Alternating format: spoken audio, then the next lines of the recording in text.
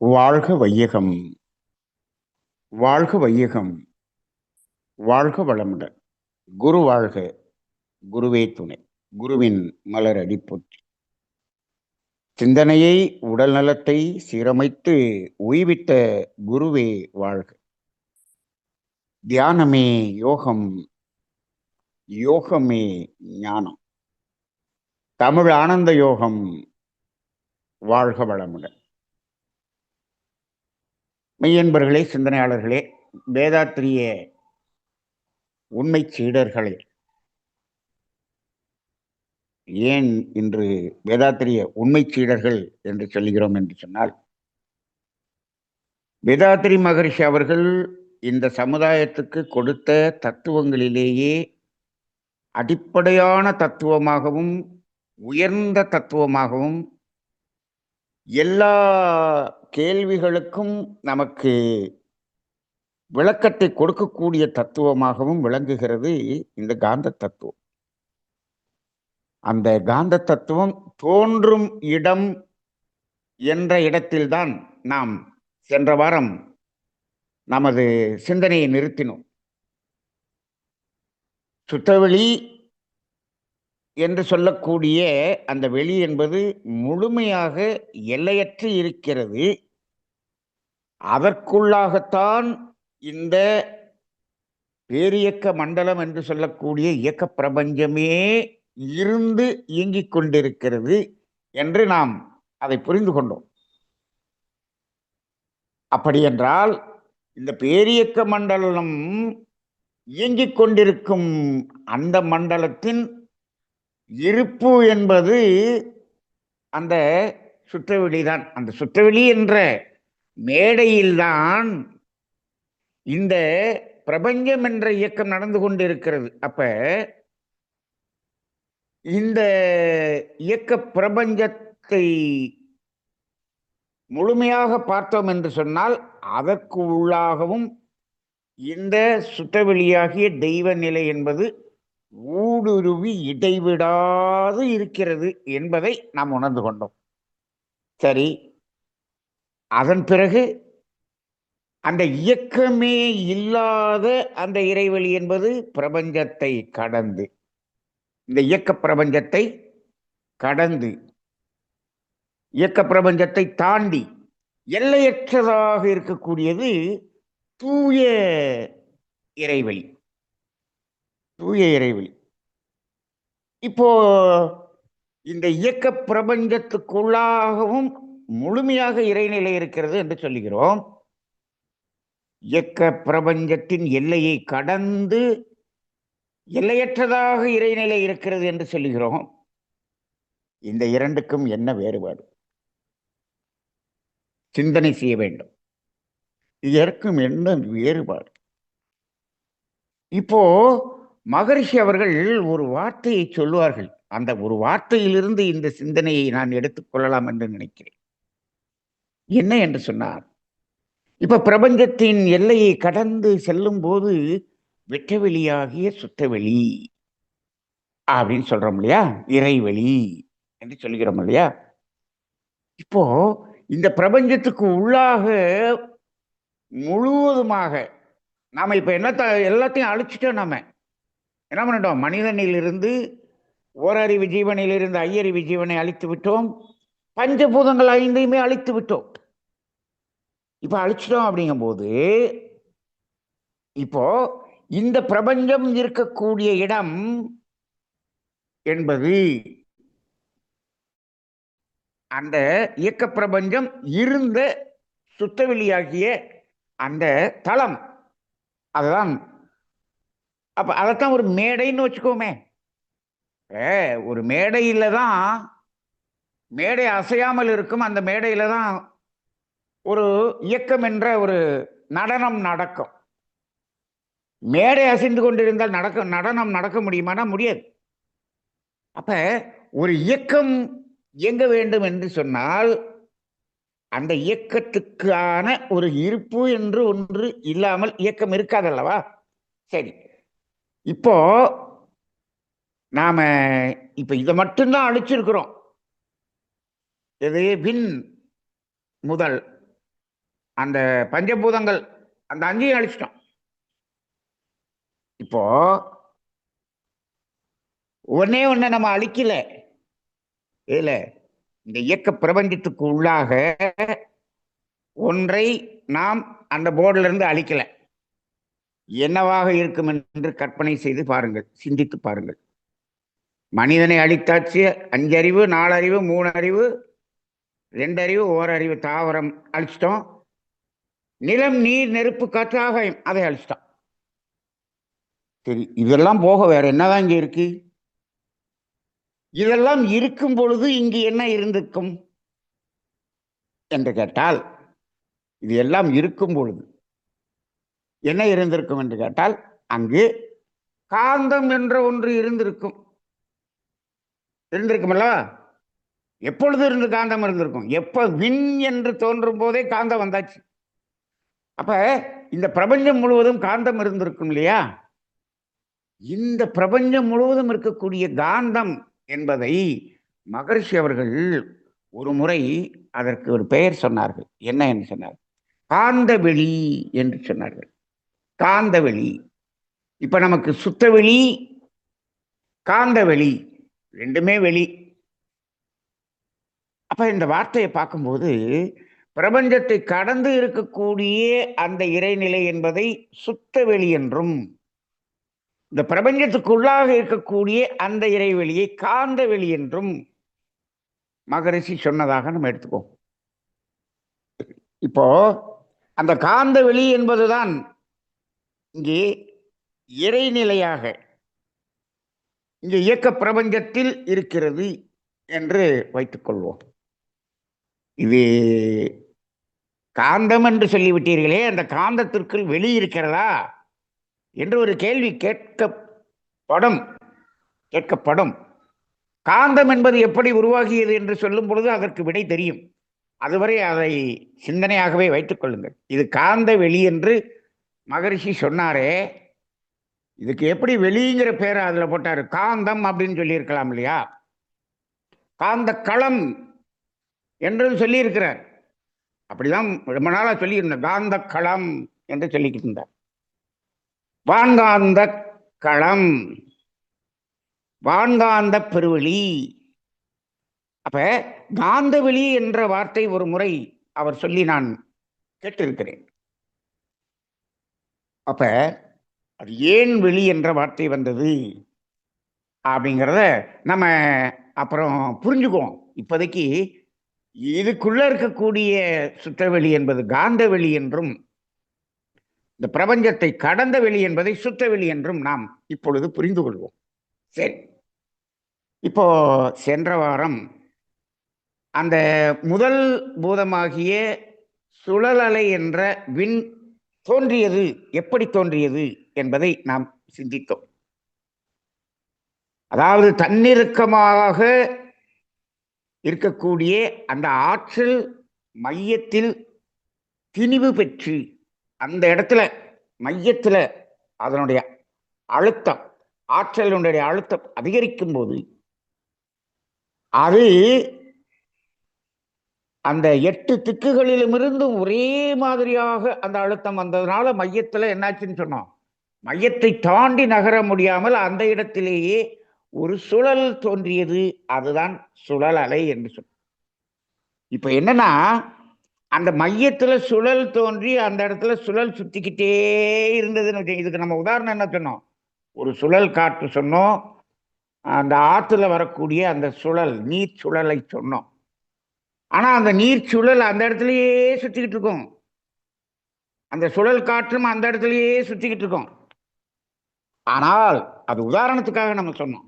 இங்கே அந்த சுழல் அலை என்று தோன்றிய அடுத்த சனமே அது என்ன ஆகிறது? அந்த மையத்திலிருந்து டிட்டாச் ஆகி என்னது, நகன்று விடுகிறது. அதுதான் நம்ம சங்கு சக்கரம் உதாரணத்தை எல்லாம் சொன்னோம். நகன்று விடுகிறது. நகன்று விட்டால் அந்த மையம் மீண்டும் அழுத்தப்படுமா? ஆம். அப்ப மீண்டும் அழுத்தப்படும் போது அங்க என்ன ஆகும்? மீண்டும் ஒரு விண் தோன்றும். அப்படி என்றால் இப்ப இந்த சுத்தவெளியின் மையத்திலே சுற்றவெளியின் மையமும் இந்த இயக்க பிரபஞ்சத்தின் மையமும் ஒண்ணுதானே. அப்ப அந்த மையத்திலே இப்பொழுதும் இந்த நேரத்திலும் இந்த திங்கட்கிழமை 18:43 அங்கு விண் தோன்றிக் கொண்டிருக்கிறதா என்று கேட்டால் தோன்றிக் கொண்டிருக்கிறது. விண் என்பது தோன்றிக்கொண்டே இருக்கிறது, இப்பொழுதும் தோன்றிக்கொண்டே இருக்கிறது. இதை மகரிஷி அவர்கள் சொல்லி இருக்கிறார். அப்ப விண் தோன்றிக்கொண்டே இருக்கிறது என்று சொன்னால், அப்ப இந்த இயக்க பிரபஞ்சம் என்ற இந்த பிரபஞ்சத்தின் எல்லை விரிந்து கொண்டிருக்கிறதா என்று மகரிஷியிடம் கேட்டோம். அப்ப மகரிஷி சொன்னாங்க, இந்த இயக்க பிரபஞ்சம் விரிந்து கொண்டு இருக்கிறது என்று விஞ்ஞானிகளே சொல்லுகிறார்கள் என்று சொன்னார்கள். அவங்க எப்படி கண்டுபிடிச்சாங்கன்னு தெரியல, விரிந்து கொண்டிருக்கிறது என்று சொன்னார்கள். சரி, ஆனால் இந்த தோன்றுகிற எல்லா விண் துகள்களும் அது பஞ்சபூதங்களாக மாறி இந்த இயக்க பிரபஞ்சம் விரிந்து கொண்டிருக்கிறதா என்று கேட்டால், முழுமையாக அப்படியும் எல்லா விண்களும் அப்படியே விரிந்து கொண்டு இருப்பதாகவும் இருக்க முடியாது. ஏனென்று சொன்னால், மகரிஷி அவர்கள் இந்த காந்த தத்துவத்தை நடத்தும் பொழுது அந்த சுற்றவெளி அழுத்தி விட்டதனால் வேகமாக சுழல்வதுதான் இந்த சுழல் அலை விண் என்று சொல்லிவிட்டார்கள். சாமி வேகமாக அழுத்தி விட்டதனால சுழல்கிறது, ரைட். இது எவ்வளவு காலம் சுழலும், அந்த காலம் நம்மளால கணக்கிட முடியல. ஆனால் இப்போ சுழற்றி விடப்பட்ட அந்த சுழல் ஏதாவது ஒரு காலத்தில், அது எத்தனை வருடமோ, ஏதாவது ஒரு காலத்தில் அது சுழற்சியை நிறுத்தித்தானே ஆக வேண்டும் என்று கேட்கும் பொழுது ஆமாம் என்று சொன்னார். அப்ப அது இந்த சுழற்சியை, இந்த விண் என்றது சுழற்சி நிறுத்தி கொண்டும் இருக்கிறது. அப்ப உற்பத்தி ஆகி கொண்டிருக்கிறது, உற்பத்தியான விண் சுழற்சி நின்று கொண்டும் இருக்கிறது. அப்ப இந்த பிரபஞ்சம் விரிந்து கொண்டிருக்கிறது என்று விஞ்ஞானிகளே சொல்லுகிறார்கள். அதனுடைய விரிவு எந்த அளவை பொறுத்து இருக்கும் என்று இப்பொழுது நீங்கள் சிந்தனை செய்து பார்த்தால் நீங்களே ஆன்சர் சொல்லிடலாம். எப்படி இருக்கும்? எவ்வளவு விண் தோன்றுகிறது, இப்ப ஒரு வருஷத்துல இந்த பிரபஞ்சம், இயக்க பிரபஞ்சம் எவ்வளவு விரியும் என்று கேட்டால் இதெல்லாம் நம்ம போய் பார்க்க முடியாது. விஞ்ஞானிகள் இங்க இருக்கக்கூடிய இந்த 9 கோள்களையே இன்னும், செவ்வாய் கிரகத்தை இன்னும் முழுசா பண்ண முடியல, பார்க்க முடியல. அருகில் உள்ள நட்சத்திரம் என்பதை ஆராய்ச்சி செய்து கொண்டிருக்கிறார்கள். அதற்கு மேல் கோடிக்கணக்கான நட்சத்திரம் இருக்கிறது, அதற்கு மேல் சுற்றவெளி பிரபஞ்ச எல்லை இருக்கிறது. அப்ப இப்ப இத்தனையும் நம்ம சித்தர்கள் சொல்லிட்டு போயிட்டாங்க. அருட்ஜோதி, அருட்பெருஞ்சோதி வள்ளலார் அவர்கள் இதை ஓரளவுக்கு நன்றாகவே அதை விளக்கி சொல்லி இருக்கிறார். அதைத்தான் மகரிஷி அவர்கள் மிகவும் தெளிவாக விளக்கி சொல்லி இருக்கிறார். இப்ப நமக்கு என்ன தோணுது, லாஜிக்கா என்ன தோணுது அப்படின்னு கேட்டா, ஒரு வருஷத்துல எவ்வளவு விண் உற்பத்தி ஆகும் அப்படின்னு சும்மா ஒரு கற்பனை வச்சுக்கங்க. ஒரு வருஷத்துல, ஏன்னா அது விண் உற்பத்தி ஆகிக்கொண்டே தானே இருக்கிறது. அப்போ ஒரு வருஷத்துல எவ்வளவு விண் உற்பத்தி ஆகும் அப்படின்னு ஒரு கணக்கு வச்சுக்குவோம். அதாவது ஒரு கற்பனை கணக்கு தான். இப்போ ஒரு வருஷத்துல எத்தனை விண் தன் இயக்கத்தை நிறுத்தி கொள்கிறது? அப்ப இந்த நிறுத்தி கொள்ளக்கூடிய விண்ணை காட்டிலும் உற்பத்தி ஆகி கொண்டிருக்கக்கூடிய விண்ணினுடைய அளவு கூடுதலாக இருந்தால் பிரபஞ்சத்தின் எல்லை விரியும். அப்படிதானே? அப்பதானே விரியும். ஆமா, அப்படிதான் விரியும். அப்ப அந்த அடிப்படையிலே இந்த சுழல் என்று ஆரம்பித்த அந்த சுழல் அலை ஏதோ ஒரு காலத்தில் அது சுழலை நிறுத்தி கொள்ளும். சரி, நிறுத்தித்தானே ஆக வேண்டும். ஆமாம். இதை நாம எந்த இடத்துல வேதாத்திரியத்துல புரிஞ்சிருக்கிறோம் அப்படின்னு கேட்டீங்கன்னா, நீங்க பஞ்சபூத நவகிரக தவத்துல புரிஞ்சிருப்பீங்க. பஞ்சபூத நவகிரக தவத்துல மகரிஷி அவர்கள் ராகு கேதுவை பற்றி சொல்லும் பொழுது, சூரியனுடைய மையத்திலே நெருக்கம் அதிகமாகி அதிகமாகி மையத்திலே அந்த விண்ணினுடைய வேகம் குறைந்து குறைந்து விண் சுழலாற்று நின்று விடுகிறது, சுற்றவெளியாக மாறிக்கொண்டிருக்கிறது. அந்த சுற்றவெளியாக மாறிக்கொண்டிருக்கக்கூடிய அந்த வெளிதான் சூரியனின் இருபுறமும் பீரிட்டு கொண்டு பிரபஞ்ச எல்லையில் இருக்கக்கூடிய சுற்றவெளியோடு கலப்பதற்கான பாதைகள் ராகு கேது என்று விளக்கியிருக்கிறார்கள். இந்த இடம் நமக்கு இதை நம்ம புரிஞ்சுக்கிறதுக்கு சௌகரியமாக இருக்கிறது. அப்படி சுற்றவெளியாக மாறிக்கொண்டு இருப்பதனால் தான் ஆறாவது பூதம் என்று ஒன்று தோன்றவில்லை என்று மகரிஷி அவர்கள் சொல்லி இருக்கிறார்கள். நாம இன்னும் திரும்பி பஞ்சபூதங்கள் தோன்றும் போது ஆறாவது பூதம் ஏன் தோன்றவில்லை என்பதற்கான விளக்கத்தை விளக்கமாக பார்ப்போம். இது எல்லாமே ஒன்னோட ஒன்று ரிலேட்டடா இருக்கு.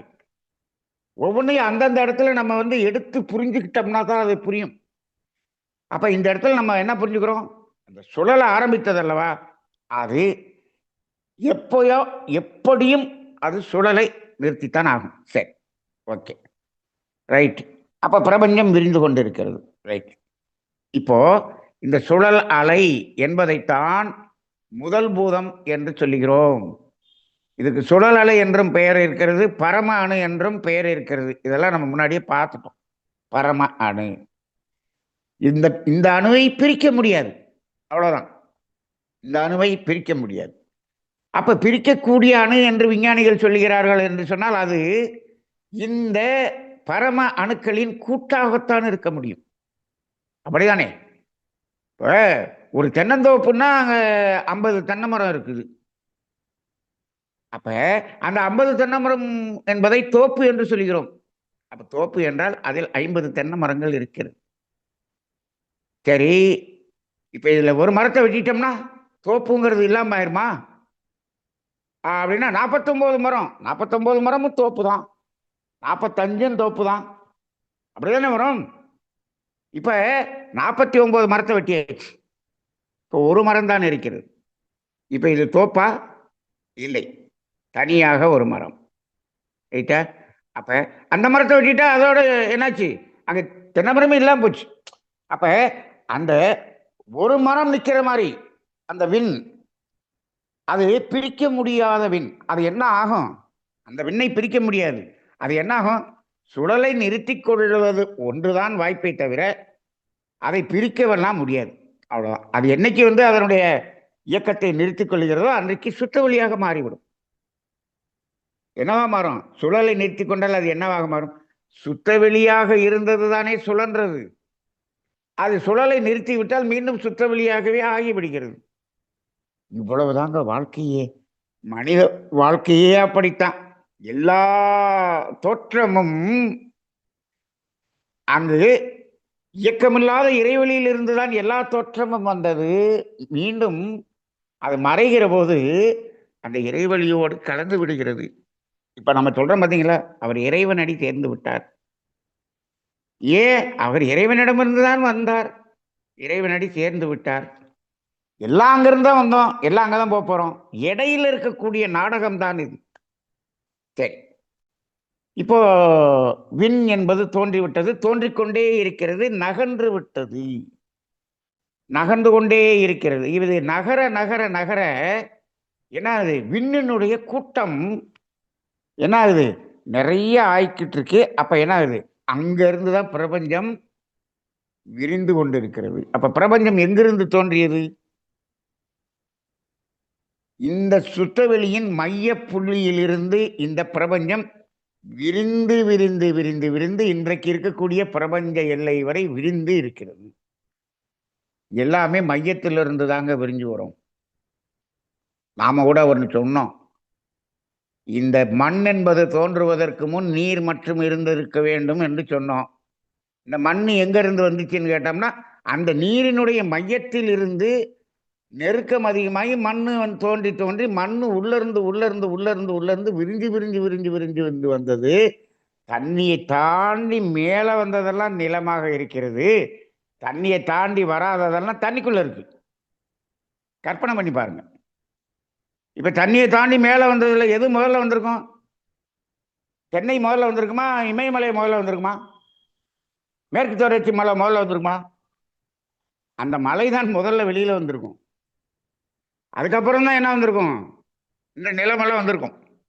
இப்பயே நீங்க நல்லா பாருங்க, அந்த மாலத்தீவுன்னு ஒன்று சொல்லுவாங்க. இந்த மாலத்தீவுல எத்தனை தீவு இருக்குன்னா, ஒரு 400 தீவு சேர்ந்ததுதான் மாலத்தீவுன்னு சொல்லுவாங்க. 300 400 தீவு இருக்கு. இது எல்லாமே என்னது, தண்ணிக்கு வெளியே வந்த இடமெல்லாம் தீவாக தெரிகிறது.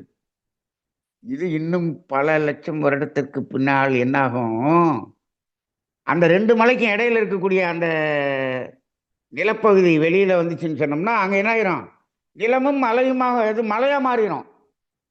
இப்ப இருக்கக்கூடிய அந்த சின்ன சின்ன தீவுகள்லாம் மலையாக மாறிடும். அப்புறம் நம்ம இங்க நிலப்பகுதி மலைன்னு சொல்ற மாதிரி இருக்கும். அப்ப அப்படி வெளியே வந்ததுதான் இது எல்லாமே. இதெல்லாம் பல லட்சக்கணக்கான ஆண்டுகளுக்குள்ளாக நடக்கக்கூடிய ஒரு அற்புதங்கள். சரி.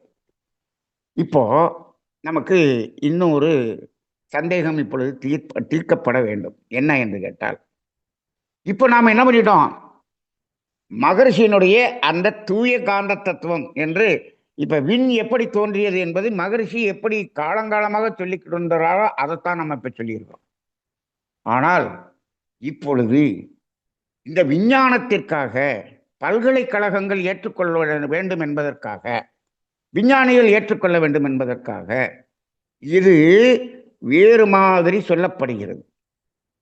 இது அந்த பல்கலைக்கழகத்துக்காகவும் விஞ்ஞானிகளுக்காகவும் இப்படி சொன்னாதான் இவங்க ஏற்றுக்குவாங்க அப்படிங்கிறதுக்காக சிறிதாக மாற்றப்பட்டு இப்பொழுது சொல்லப்பட்டு கொண்டிருக்கிறது.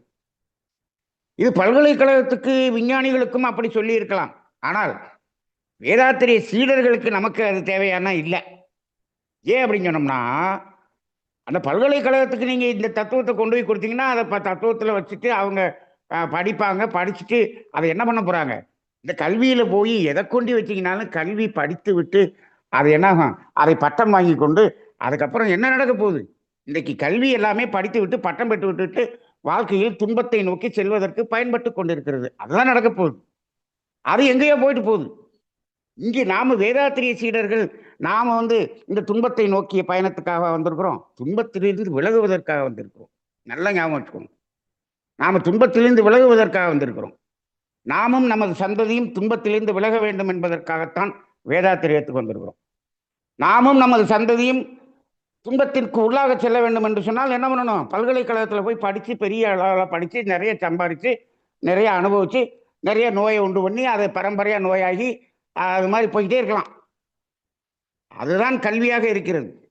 அதற்காக அவர்கள் ஏற்றுக்கொள்ள வேண்டும் என்று இது ஒரு மாற்றப்பட்டு சென்றிருக்கிறது என்று வைத்துக் கொள்ளுங்கள். உண்மையாக பார்த்தோம் என்று சொன்னால், ஒரு மெய்ஞானியினுடைய தத்துவத்தை விஞ்ஞானிகள் ஏற்றுக்கொள்ள வேண்டும் என்று அவசியம் இல்லை. ஏற்றுக்கொண்டால் ஏற்றுக்கொள்ளுங்கள், ஏற்றுக்கொள்ளனா போங்க அப்படின்னு சொல்லிட்டு போயிட்டே இருக்க வேண்டியதுதான். அவ்வளவுதான். ஏன்னா விஞ்ஞானம் என்பது அறகுறைன்னு தெரியுது, அறகுறைன்னு தெரியுது. மெய்ஞானம் முழுமை என்று தெரிகிறது. அப்ப விஞ்ஞானி என்ன பண்ணணும்? இதை ஏற்றுக்கொண்டு அவர் போன இதை அவர் ஏற்றுக்கணும். நாம அவரை ஏற்றுக்க வைக்கணும்னா என்ன பண்ணிடுறோம்? நாம நம்மளை மாத்திக்கிற மாதிரி ஆகுது. இது ஒரு பெரிய ஒரு ஒரு எப்படி சூழ்நிலை என்று சொல்ல முடியவில்லை என்னால். அப்ப அந்த அடிப்படையில் பார்க்கும் பொழுது இப்பொழுது விண் என்பதை நாம் எப்படி தோன்றியதாக நாம் இப்பொழுது படித்து கொண்டு இருக்கிறோம் பாடத்திட்டத்தில் என்று பார்த்தால், சுற்றவெளி என்பது என்ன ஆயிடுச்சுன்னு சொல்றாங்க? சுற்றவெளி என்பது நொறுங்கி விட்டது என்று சொல்லுகிறார். சுற்றவெளி நொறுங்கி விட்டது என்று ஒரு சரி, நொறுங்கி துகளாக மாறிவிட்டது என்று சொல்லுகிறார்கள். எந்த சுற்றவெளி? சுற்றவெளி நொறுங்கி துகளாக மாறிவிட்டது, அப்படிதான் நாங்கள் சொல்லப்படுகிறது. அந்த புத்தகத்தில் அப்படிதான் வருது.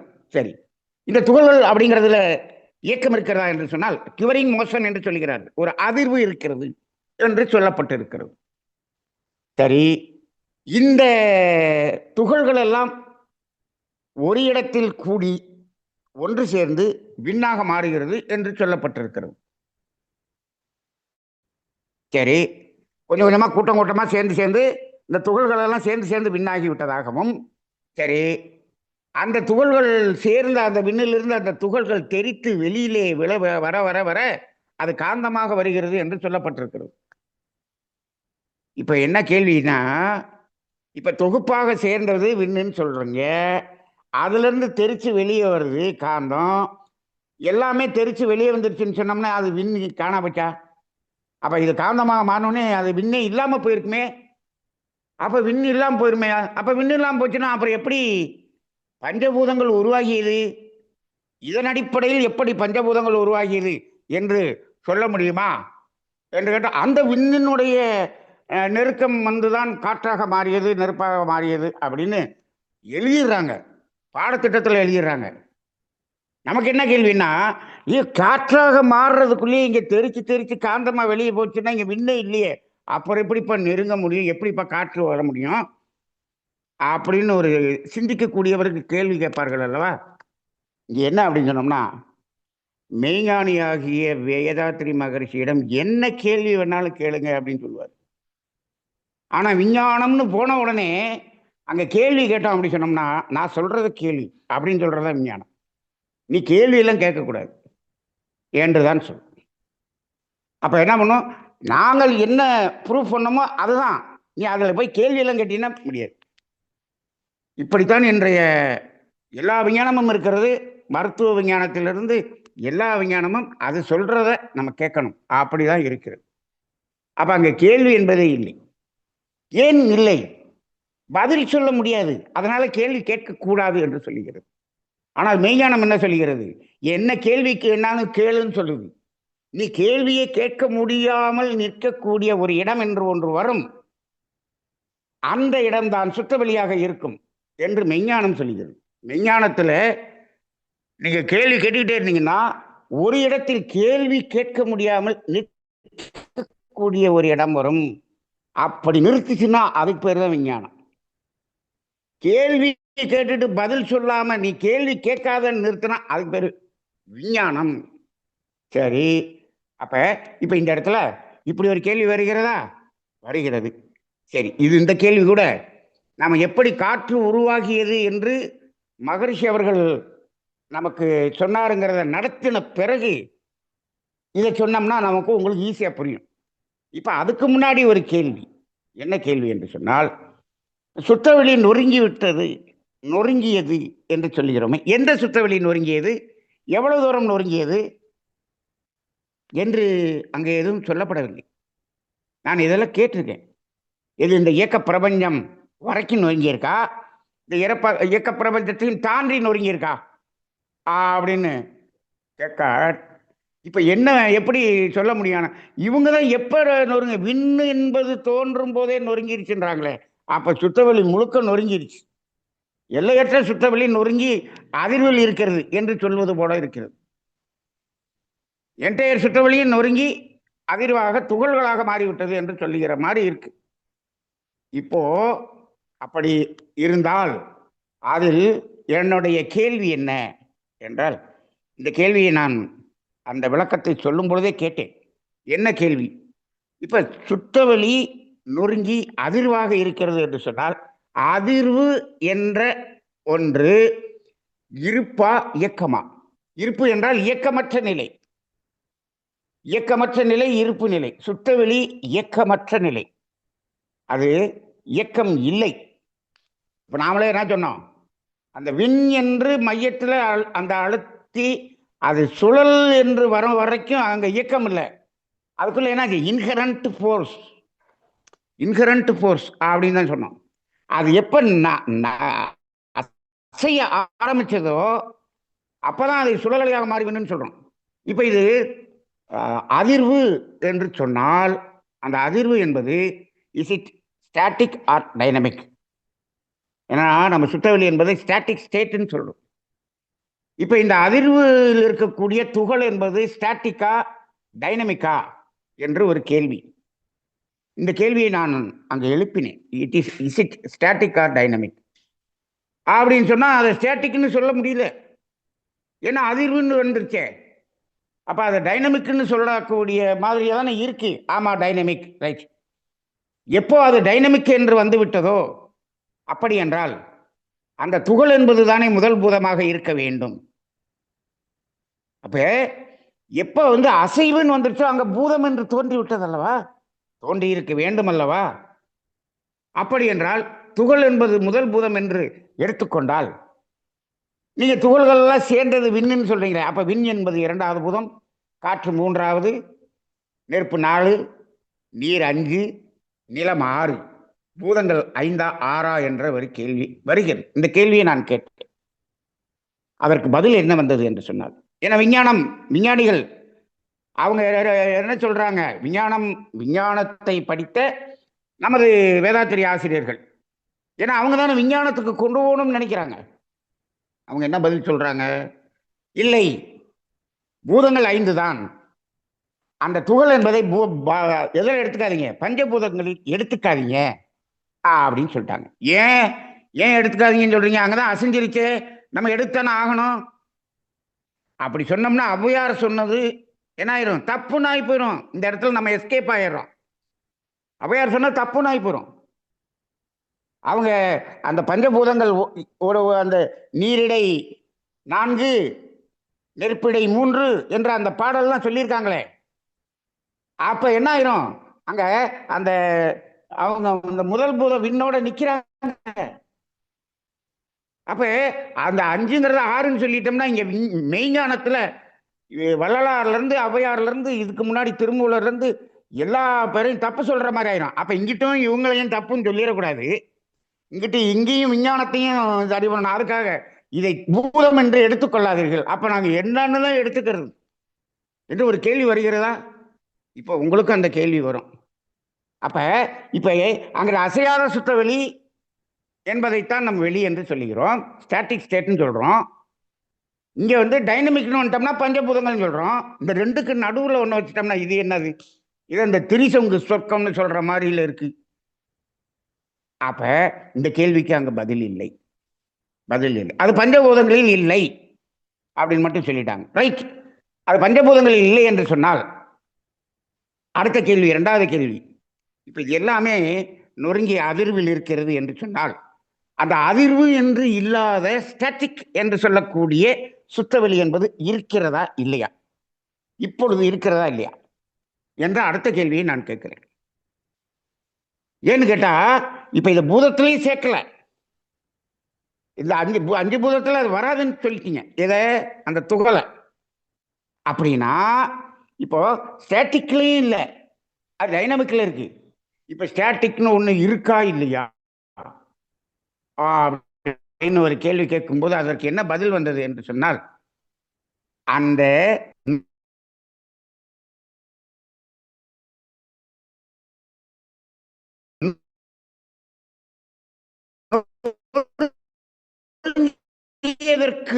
முதல்ல இருந்த இப்பதான் நொறுங்கிருச்சே, இப்ப இந்த க்ஷணம் அது இருக்கிறதா? இன்னைக்கு திங்கட்கிழமை 7:06 அந்த இருக்கா இல்லையா? இப்போ உங்களுக்கெல்லாம் ஒரு கேள்வி வருதா இல்லையா? வருது, இருக்கா இல்லையா?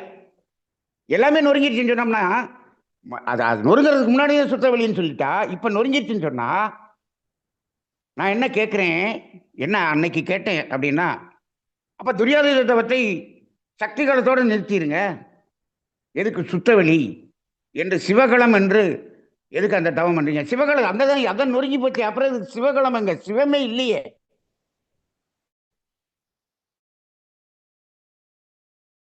சிவத்தை நொறுக்கி விட்டோம் என்பது. அதுக்காக தான் அதுக்கு உருவமே கொடுக்கல நம்ம பக்தி மார்க்கத்துல. அதை அப்படியே ஒரு கல்லை மட்டும் வச்சு அசையாத சிவலிங்கம்னு வச்சுட்டாங்க. எந்த கோயிலையாவது சிவனுக்கு உருவம் இருக்கா? கைகால் இருக்கா? காலண்டர்ல மட்டும்தான் இருக்கும், சிவன் கோயில்ல எங்கேயுமே இருக்காது. அப்ப இவ்வளவு காலங்காலமாக அதை விளக்கி நம்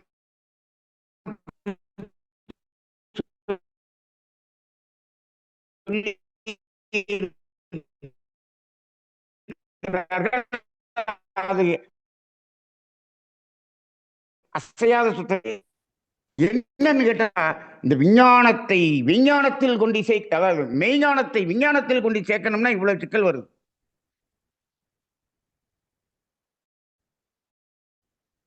என்னைய பொறுத்த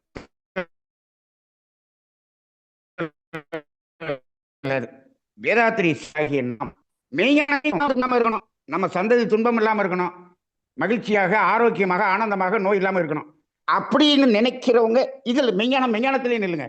விஞ்ஞானத்துல போனோம்னாலே நோய், துன்பம், வேதனை அத்தனையும் இத்தனைக்கும் காரணமே இந்த விஞ்ஞானம் தான். விஞ்ஞானம் எப்பொழுது வளர்ந்ததோ அத்தனை நோய்கள் பெருகிவிட்டது, இவ்வளவு துன்பங்கள் பெருகிவிட்டது. இப்ப இன்னும் ஏஐ வந்துருச்சு, இன்னும் பெரிய பெரிய துன்பங்களை நாம் சந்திக்க இருக்கிறோம். எல்லாத்தையும் இப்ப அனுபவிச்சுக்கிட்டு இருக்கும் போது இப்ப கூட நமக்கு புரிஞ்சுக்கிறதுக்கு அறிவு நமக்கு வரவில்லை என்று சொன்னால் எப்போ நமக்கு அந்த அறிவு நமக்கு வேலை செய்ய போகுது? எப்படி நம்ம சந்ததிகளை எல்லாம் ஒரு நோயற்ற உலகத்தை எப்படி உருவாக்க போகிறோம்? அப்ப மெய்ஞானமாக இருக்க வேண்டும், மெய்ஞானமாக இருக்கணும். அதனால இப்ப நம்ம தூய வேதாத்திரிய காந்த தத்துவம் போட்டிருக்கோம். ஏன் இப்ப மகரிஷி அந்த சொன்ன காந்த தத்துவத்தின் அடிப்படையில் நீங்க வாழ்க்கையில நடக்கக்கூடிய ஒவ்வொன்றையும் பார்த்தோம்னா எல்லாத்துக்கும் அப்படியே பளிச்சுன்னு ஆன்சர் தெரியும். இந்த காந்த தத்துவத்தை மகர்ஷியினுடைய காந்த தத்துவத்தை வைத்து நான் மருத்துவத்தை பளிச்சுன்னு எல்லாமே தெரியுது. ஆங்கில மருத்துவத்துக்கு மட்டும் பொருந்தாது, ஆங்கில மருத்துவத்தை தாண்டி எல்லா மரபு சார்ந்த மருத்துவம் அத்தனையும் எடுத்து பார்த்தோம்னா மகரிஷியினுடைய அந்த ஒரிஜினல் தத்துவம் அது சரியாக பொருந்துகிறது.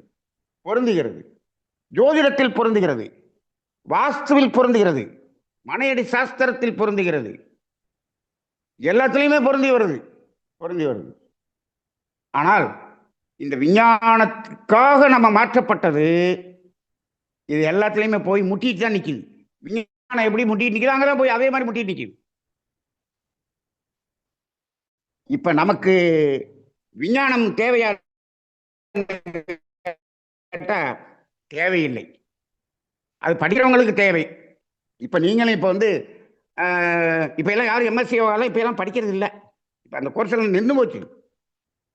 பிஎஸ்சி யோகா எம்எஸ்சி யோகாலாம் படிக்கிறது அதுக்காக தானே இதை மாற்றணும். இப்பொழுது அது எல்லாமே டோட்டலா என்ன ஆயிடுச்சு, பிரேக் ஆகி போச்சு. அப்ப இயற்கை என்ன சொல்ல வருது? நீ மெய்ஞானத்துல இருறான்னு சொல்லுது. விஞ்ஞானத்துக்குள்ள போயிட்டு அதை படிக்கிறதுன்னு இன்னைக்கு யாரும் படிக்க முடியாது. இன்னைக்கு எம்எஸ்சி கோர்ஸ்லாம் இல்லை. சரி, அதற்காக ஏன் இதை நாம் மாற்ற வேண்டும் என்பதுதான் ஒரு கேள்வி. சரி, இரண்டாவது கேள்வி என்ன வருது? அப்ப இப்ப சுற்றவெளி இருக்கான்னு கேட்டா இல்ல, இரண்டாவது கேள்விக்கும் ஆன்சர் இல்லை. அப்ப இந்த இடத்துல அந்த துகளாக மாறிவிட்டது என்பது நம்மளால ஏற்றுக்கொள்ள முடியாததாக இருக்கிறது. இன்று வரை என்னால் ஏற்றுக்கொள்ள முடியவில்லை. மகரிஷி சொன்ன அந்த சுத்தவெளியினுடைய தன்னிருக்கத்தில் இருக்கக்கூடிய அந்த அந்த மையத்துல அந்த அழுத்தம் அதிகமாகும் போது அதுவும் சுழல் ஏன் தோன்றியது என்று கேட்டால் இந்த ஆற்றல் அறிவு என்ற இரண்டும் எந்த அளவில் அந்த ஆற்றல் இருக்கிறது என்பதை அறிந்து கொள்வதற்காக அது மையத்தில் அந்த தன்னிருக்கத்தை அழுத்தி என்னாச்சு, சுழலாக மாறியது.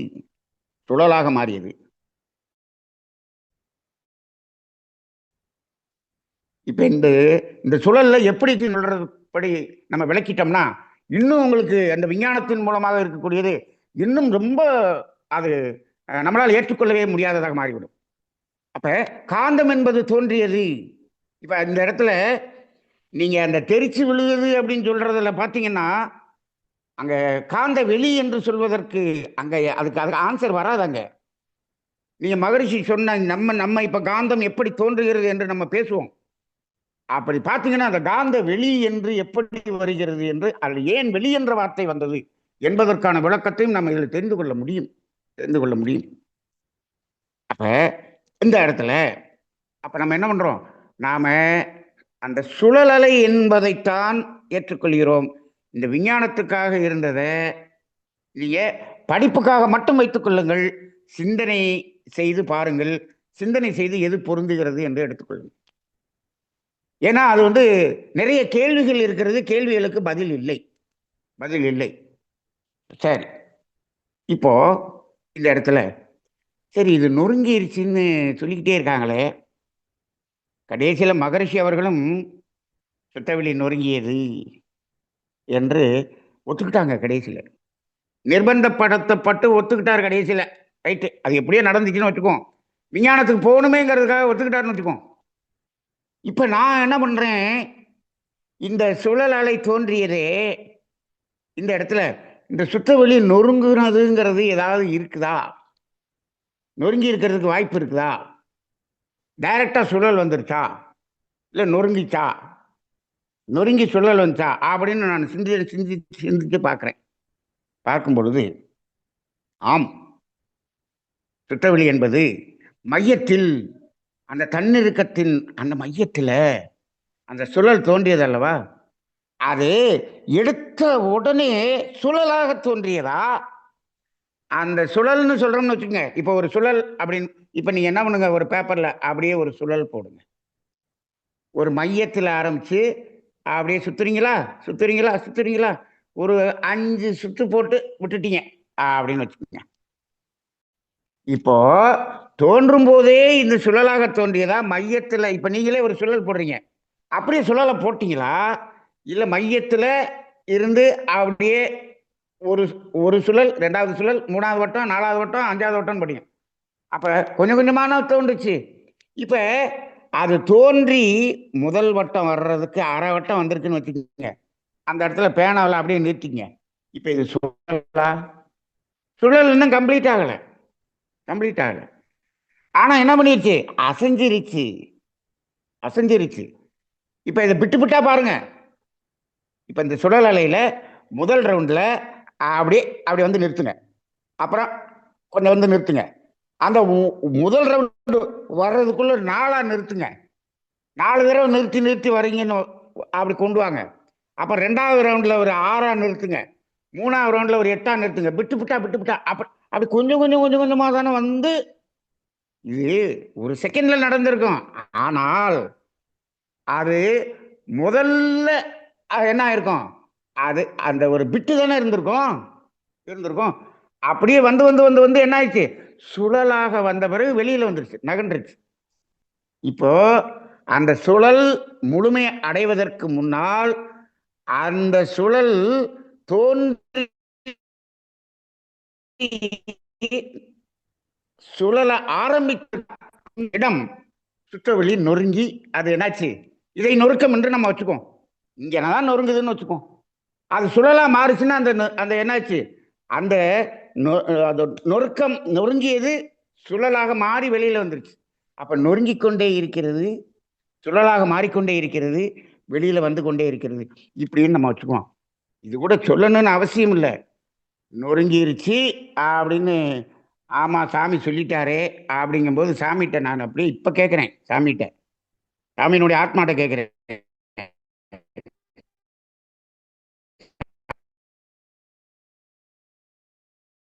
சாமி நீங்க ஏதோ விஞ்ஞானத்துக்காக ஒத்துக்கிட்டீங்க. இப்போ இதை ஏஎஸ்ஆர் அவர்கள் சாமி இந்த இடத்துல நொறுங்கிடுச்சுன்னு சொல்றது அப்படின்னு சொல்றாங்க.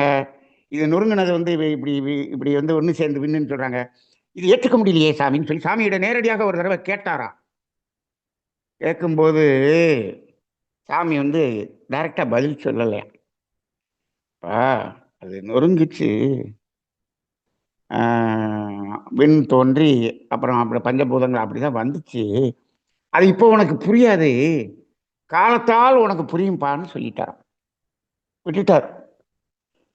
சரி, இப்போ இப்ப நான் சிந்திச்சு பார்க்கிறேன், அந்த நொறுங்குச்சுங்கிறதுக்கு எங்கேயாவது ஒரு இடம் இருக்கணுமே அப்படின்னு சிந்திச்சு சிந்திச்சு பார்க்கிறேன்.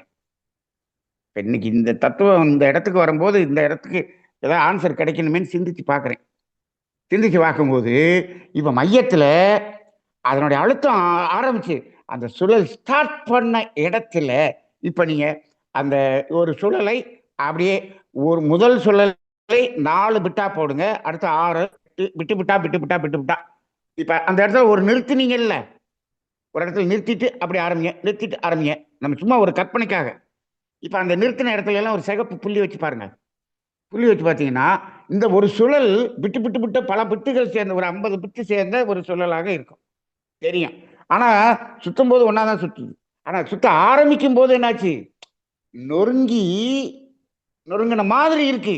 அது என்ன இது, அப்புறம் சுழல ஆரம்பிச்சிருது. அப்ப அந்த சுழல் முழுமையடைவதற்கு முன் அசையாத சுத்தவெளி நொறுங்கி அசைந்து முழுமையான சுழலாக மாறிய பிறகு அந்த நொறுங்கினது முழு சுழலாக மாறிவிட்டது இப்படின்னு எடுத்துக்கலாமோ என்று என் மனசு சொன்னது. என் மனசு சொன்னது. மனசு சொல்லுதுன்னா மகரிஷியினுடைய ஆத்மாட்ட கேட்கிறேன். இப்ப எனக்கு என்னமோ தோணுது. இப்போதைக்கு இதை இப்படி வச்சுக்குவோம், நொறுங்கி அது சுழலாக மாறியது. ஆனால் சுத்தவெளி முழுதும் நொறுங்கியதா என்ற இல்லை. சுத்தவெளி சுத்தவெளியாகத்தான் இருக்கிறது. சிவம் சிவமாகத்தான் இருக்கிறது. அதுல எந்தவித மாற்றமும் இல்லை. சிவம் ஏன் அப்படின்னு கேட்டோம்னா இதுல இன்னொரு சிக்கல் இருக்கு. மகரிஷி அவர்கள் சொல்லி இருக்கிறார்கள், சிவம் சக்தி சிவம் சதா சிவம் என்று சொல்லி இருக்கிறார். இந்த மூணையும் நம்ம ப்ரூஃப் பண்ணணும், காமிக்கணும். எது சிவம்னு சொல்லியிருக்கார்? சுத்த, அதாவது பிரபஞ்ச எல்லை கடந்த சிவத்துக்கு சுத்த சிவம்னு சொல்லல, சதாசிவம்னு சொல்லியிருக்கிறார். சதாசிவம்னு சொல்லியிருக்கார். இந்த பிரபஞ்சத்துக்கு உள்ள இருக்கக்கூடிய சிவம் நம்ம சொன்னோம் இல்லையா, இந்த இயக்க பிரபஞ்சத்துக்குள்ள அந்த சுத்தவெளி இருக்கான்னு சொன்னோம் இல்லையா, இருக்குதுன்னு சொன்னோம் இல்லையா, மேடை போல அதை சக்தி சிவம் என்று சொல்லி இருக்கிறார். அதைத்தான் காந்த வெளின்னு நம்ம பார்ப்போம். இன்னொரு இடத்துல சிவம்னு சொல்றாரு. எது அப்படின்னு கேட்டீங்கன்னா, ஒரு விண் சுழல்கிறது அல்லவா, அந்த ஒரு விண் சுழற்சியாக வந்தது இல்லையா, சுழல் அலை. அந்த சுழல் அலை இப்ப நீங்க என்ன பண்றீங்க, ஒரு மையத்துல ஒரு புள்ளியை வச்சு அப்படியே சுழலை போட்டுருங்க. சுழலை போட்டுட்டு பாருங்க, அந்த புள்ளியை வச்சிங்கல்ல, பேனாவை வச்சு ஆரம்பிச்சிங்கல்ல, அதுக்கும் உள்ளுக்குள்ள ஒரு ஸ்பேஸ் இருக்கா இல்லையா? இருக்கு. ஒரு விண்ணின் மையத்தில் சுற்றவெளி இருக்கிறது. மையத்துல ஒவ்வொரு விண்ணின் மையத்திலும் சுற்றவெளி, ஒவ்வொரு சுழல் அலையின் மையத்திலும் சுற்றவெளி இருக்கிறது. சாமி சொல்லியிருக்கார். அப்ப இந்த அந்த மையத்தை வச்சுட்டு தான் சுற்றுது. மையத்துல தானே சுற்றுது. இது சுத்த ஆரம்பிக்கும் போது என்ன ஆகுது, அந்த சுழலலைக்கு மையத்துல ஒரு சுற்றவெளி இருக்கிறது. அதைத்தான் சிவம் என்று சொல்லி இருக்கிறார். அப்ப விண்ணின் மையத்தில் இருக்கக்கூடியது சிவம், இந்த விண்களுக்கு இடையில் இருக்கக்கூடியது சக்தி சிவம், இந்த பிரபஞ்ச எல்லையை கடந்து இருப்பது சதாசிவம் என்று சொல்லி இருக்கிறார். இப்ப இந்த சுழலலை தத்துவத்தில் பார்த்தீங்கன்னா நடுவில் இருக்கக்கூடிய அந்த சுற்றவெளியாகிய விண் என்பது தெளிவாக தெரிகிறது. நீங்க துகளாய் போச்சு அதெல்லாம் அப்படியே ஒன்னா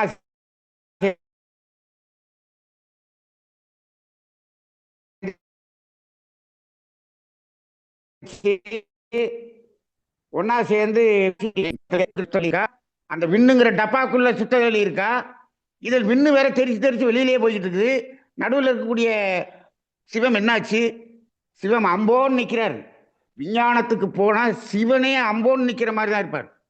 சிவனையே காலி பண்ணக்கூடிய விஞ்ஞானம் அதுதான் இன்னைக்கு விஞ்ஞானம் அதானே பண்ணிக்கிட்டு இருக்கு. இயற்கையை அழித்து விடுவோம், இயற்கையாகிய இறைவனையே எதிர்த்து நிற்போம் என்பதுதான் விஞ்ஞானம். அதற்குரிய விளைவுகளை கூடிய விரைவில் அதை அனுபவிக்கப் போகிறது. ஓவர் விஞ்ஞானம் என்பது இயற்கையை மதிக்கிறதே இல்லை, இயற்கையை அழிக்கிற வேலை தான் பண்ணிக்கிறது விஞ்ஞானம். அதாவது விஞ்ஞானம் நமக்கு நன்மையை செய்கிறதா என்று கேட்டால் இல்லவே இல்லை. விஞ்ஞானம் நமக்கு வசதிகளையும் சௌகரியத்தையும் தான் கொடுக்கிறதே தவிர விஞ்ஞானம் நமக்கு துன்பத்தைத்தான் கொடுக்கிறது. நீங்க சௌகரியம் வசதி என்று சொன்னாலே அது துன்பம் தான். இயல்புல இருந்து வெளியே வந்துட்டீங்க, அவ்வளவுதான். அதுக்குதான் விஞ்ஞானம். அப்ப இன்னைக்கு மனிதன் என்ன பண்ற, அந்த சௌகரியத்திலையும் ஆடம்பரத்திலையும் வசதியையும் பெருக்கணும் சொல்லி விஞ்ஞானத்துக்கு பின்னாடியே ஓடணும். இதுக்காகத்தான் எல்கேஜில இருந்து படிக்க வைக்க ஆரம்பிச்சான். அப்ப என்னாச்சு, வீணா போறதுக்கு படிக்க வைக்கலாம். படிச்சு நான் வீணா போவேன்னு சொல்றான். அப்படிதான் இன்னைக்கு விஞ்ஞானம் போயிட்டு. ஆனால் மறுக்க முடியாது, அது சௌகரியத்தை கொடுத்திருக்கிறது, வசதிகளை கொடுத்திருக்கிறது. இன்னைக்கு நம்ம செல்போன்ல பேசுறோம் கொடுத்துருக்கு, ரைட்டு. இன்னைக்கு செல்போன்ல பேசிக்கிட்டு இருக்கிறோம், ஜூம்ல பேசிக்கிட்டு இருக்கோம், சரிதான், விதி, வேற வழி இல்லை, அப்படி பேசிக்கிட்டு இருக்கோம். ஆனா இது நல்லதா கெட்டதா? இதே நீ எல்லாரும் நம்ம எல்லாரும் ஒரு இடத்துல உட்கார்ந்துட்டு நம்ம காந்த தத்துவம் மகரிஷிட்ட நாங்க உட்கார்ந்து அவர் பேச நாங்க கேட்டோமே, அதான் இப்ப நம்ம பேசிட்டு இருக்கிறது நல்லது இல்ல, நல்லது இல்ல,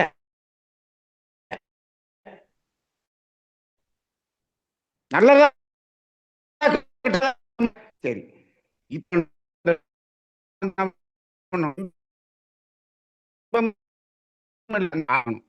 அப்படிங்கிறது என்ன எடுத்துக்கிறோம். அப்ப ஐயா, வாழ்க வளமுடன் ஐயா. உங்களுடைய தொடர்ல விட்டு விட்டு கேக்குதுங்க ஐயா.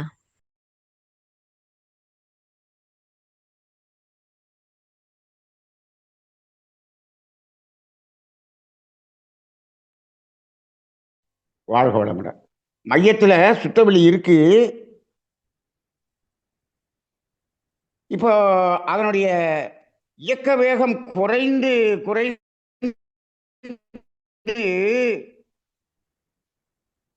அது சுத்தவெளியாக மாறிடுதுன்னு சொல்றோம்னு வச்சுங்க. அப்படிதானே சொல்றோம் சூரியனின் மையத்துல. அப்ப என்ன ஆகுது அப்படின்னா, அந்த மையத்தில் இருக்கக்கூடிய சிவம் அப்படியே முழுமையா சிவமா மாறிடுது, அவ்வளவுதான். முதல்ல சிவம் இல்லையா அந்த சுழல் அலையில?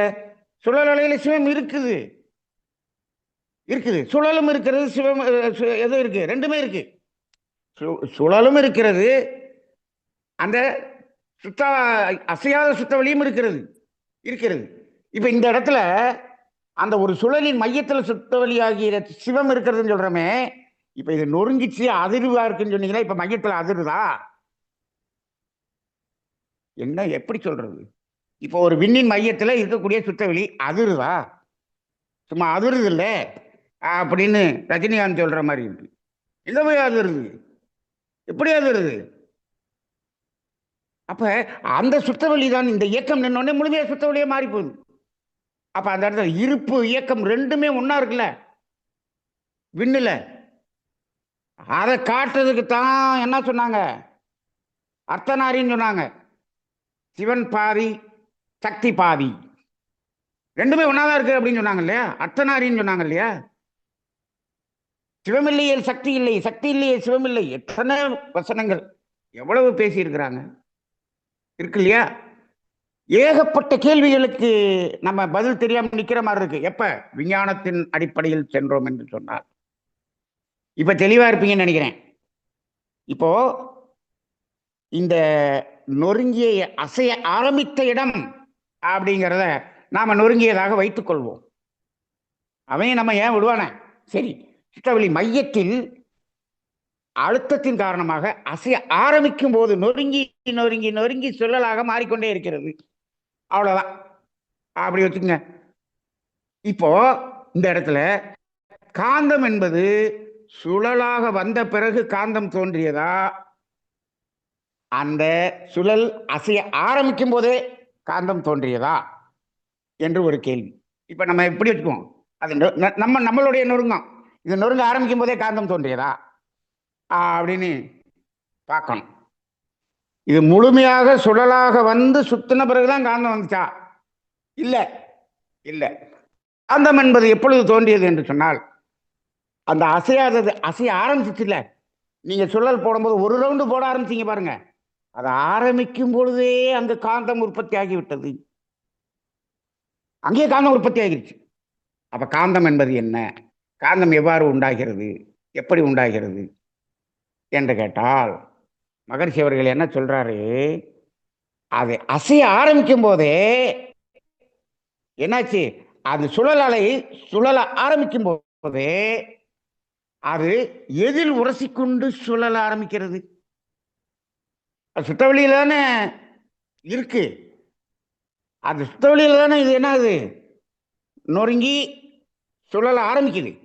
அப்ப இந்த சுழல் என்ற இயக்கம் தொடங்கிய உடனே அந்த தொடங்கிய இடத்திலேயே அந்த சுத்தவெளியாக இருப்பு நிலையில் உரசிக்கொண்டுதானே சுழல தொடங்கி இருக்க வேண்டும். ஆமாம், உரசி கொண்டுதான் தொடங்கி இருக்க வேண்டும். மகரிஷி அவர்கள் தெளிவாக வருகிறார்கள், இந்த இயக்கம் என்று தோன்றிய போது அந்த இயக்கம் சுத்தவெளியில் உரசிக்கொண்டுதான் இயங்கும். ஆமாம், இந்த உரசலின் காரணமாக இந்த சுழல் அலையிலிருந்து ஒரு விரிவலை தோன்றி அது சுற்றவெளியில் கரைந்து காந்தமாக மாறுகிறது. காந்தம்ங்கிறதுக்கான அடிப்படையை இன்னைக்கு நான் சொல்லிட்டேன். என்னது? இந்த சுழல் அலை உரசும் போது, உரசலினால், எது உரசுறதுனால? சக்தி சிவனோட உரசுனதுனால. இன்னும் பின்னாடி வந்தோம்னா தெரியும் காந்தமெல்லாம். பார்வதியும் சிவனும் உரசுனதுனால வந்தது பிள்ளையாரு. எப்படி வந்தார் பிள்ளையாரு, எப்படி வந்தார் முருகன் சொல்லிடுவோம். இன்னைக்கு எல்லாம் முருகன் மாநாடு நடத்திட்டு போட்டி போட்டுட்டு கிடக்குறாங்க. முருகன்னா என்னன்னு தெரியாம, காந்தன்னா என்னன்னு தெரியாம போட்டி போட்டுக்கிட்டு இருக்காங்க. இப்ப இந்த ரெண்டு உரசுறதுனால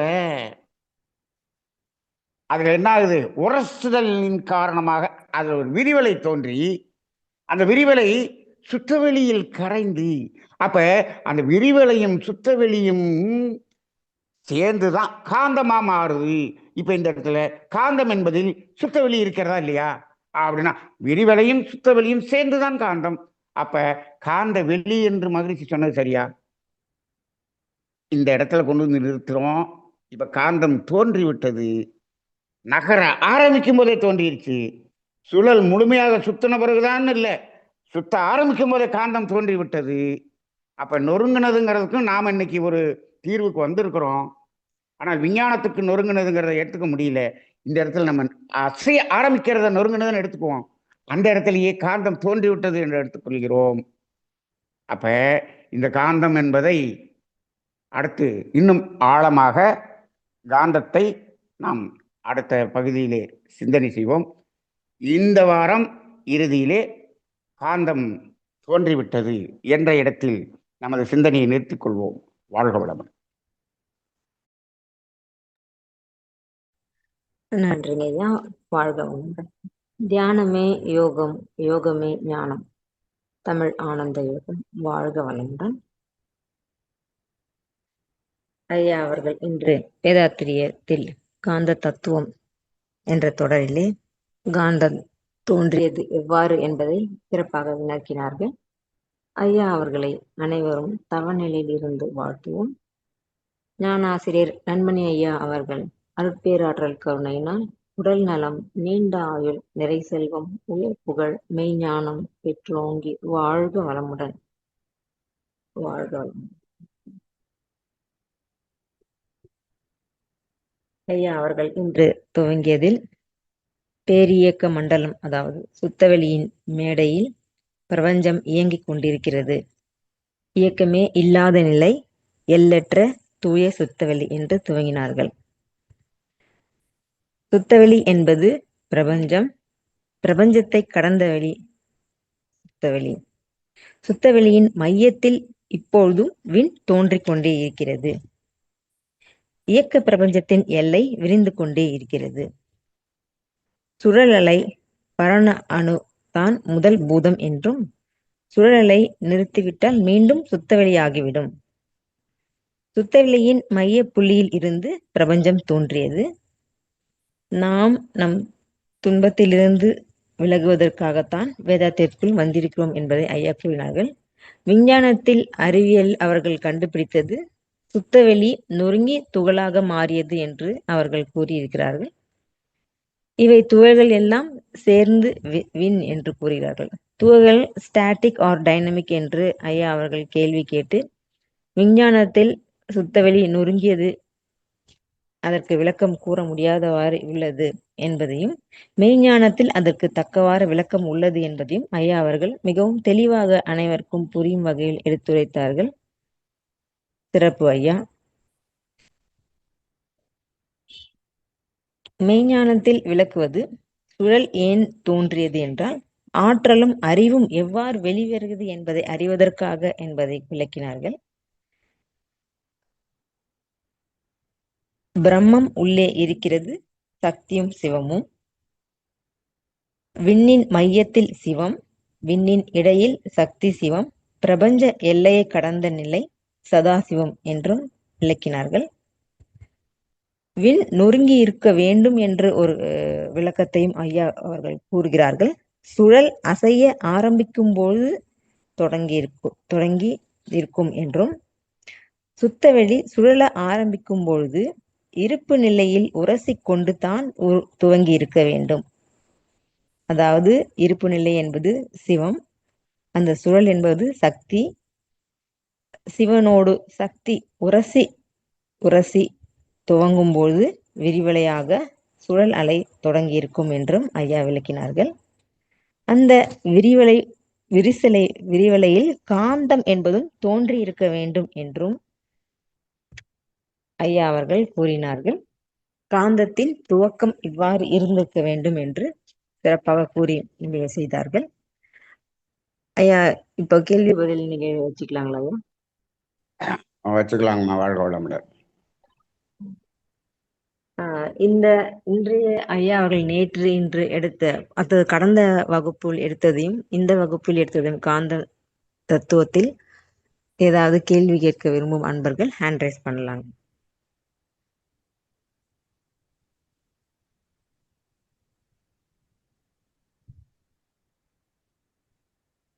கனகராணி அம்மா, நீங்க அன்மியூட் பண்ணிட்டு கேள்வி கேட்கலாமா? ஐயா வாழ்க வளமுடன். வாழ்க வளமுடன். சொல்லுங்க. தியானத்தை ரொம்ப ஆழமா இருந்த மாதிரி இருந்ததுங்க. கொஞ்சம் புரிஞ்ச மாதிரி இருந்தது, கொஞ்சம் புரியாத மாதிரியும் இருந்தது. புரியாதது கேளுங்க. வாரமே எனக்கு ஒரு கேள்வி தோணுச்சுங்க. 2 வாரத்துக்கு முன்னாடியே அசையாத சுத்த வெளி அப்படின்னு எல்லாம் சொல்றோம். ஆனா அதுதான் தன்னிருக்க சூழ்ந்தாற்றல்ல அந்த துகள். இப்ப நீங்க சொல்ற மாதிரி சுத்துது துகள், அதுலயும் சுத்து காந்த வருன்னு சொல்றோம். அப்ப அது வந்து எப்பயுமே அது இயங்கிக் கொண்டேதானங்க இருக்கும். அது சூழ்ந்து அழுத்துது, அதுல இருந்து எரிவலை எல்லாம் வரும்போது சூழ்ந்தழுத்தம் அப்படிங்கிறது அது வந்து சூழ்ந்தழுத்தம்ங்கிறது வந்து இன்ஹரண்டா தானே இருக்கு. அது வந்து எப்பயுமே இல்லைங்களா ஐயா? எப்பயுமே இருந்துகிட்டு தான் இருக்கு. அதனாலதான் இப்பயும் வந்து விண் தோன்றி கொண்டே இருக்கிறது. அத எப்படிங்க அப்புறம் அசையாத வெளி அப்படின்னு சொல்றோம்? இப்போ நீங்க மனசுக்குள்ள ஒண்ணு நினைச்சிட்டீங்க. சரிங்க. யார இப்ப ஒருத்தரை அடிக்கணும்னு நினைச்சிட்டீங்க. சரிங்க. நினைச்சிட்டீங்கல்ல? உடம்புல ஏதாவது அசைவு இருக்கா? இல்ல. கை அசைஞ்சிருச்சா? இல்ல, மனசுலதான் நினைச்சேன். நினைச்சுக்கிட்டு அப்படியே இருங்க. நினைச்சுக்கிட்டே இருங்க. நினைச்சுக்கிட்டே இருங்க. நினைச்சுக்கிட்டே இருங்க. இப்ப என்னாச்சு? உள்ளுக்குள்ள இன்கரண்டா இருக்குது. இப்ப கையை வாங்கி அடிச்சிட்டீங்க. அசைஞ்சிருச்சு. அசைறதுக்கு முன்னாடி அது எப்படி இருந்துச்சு?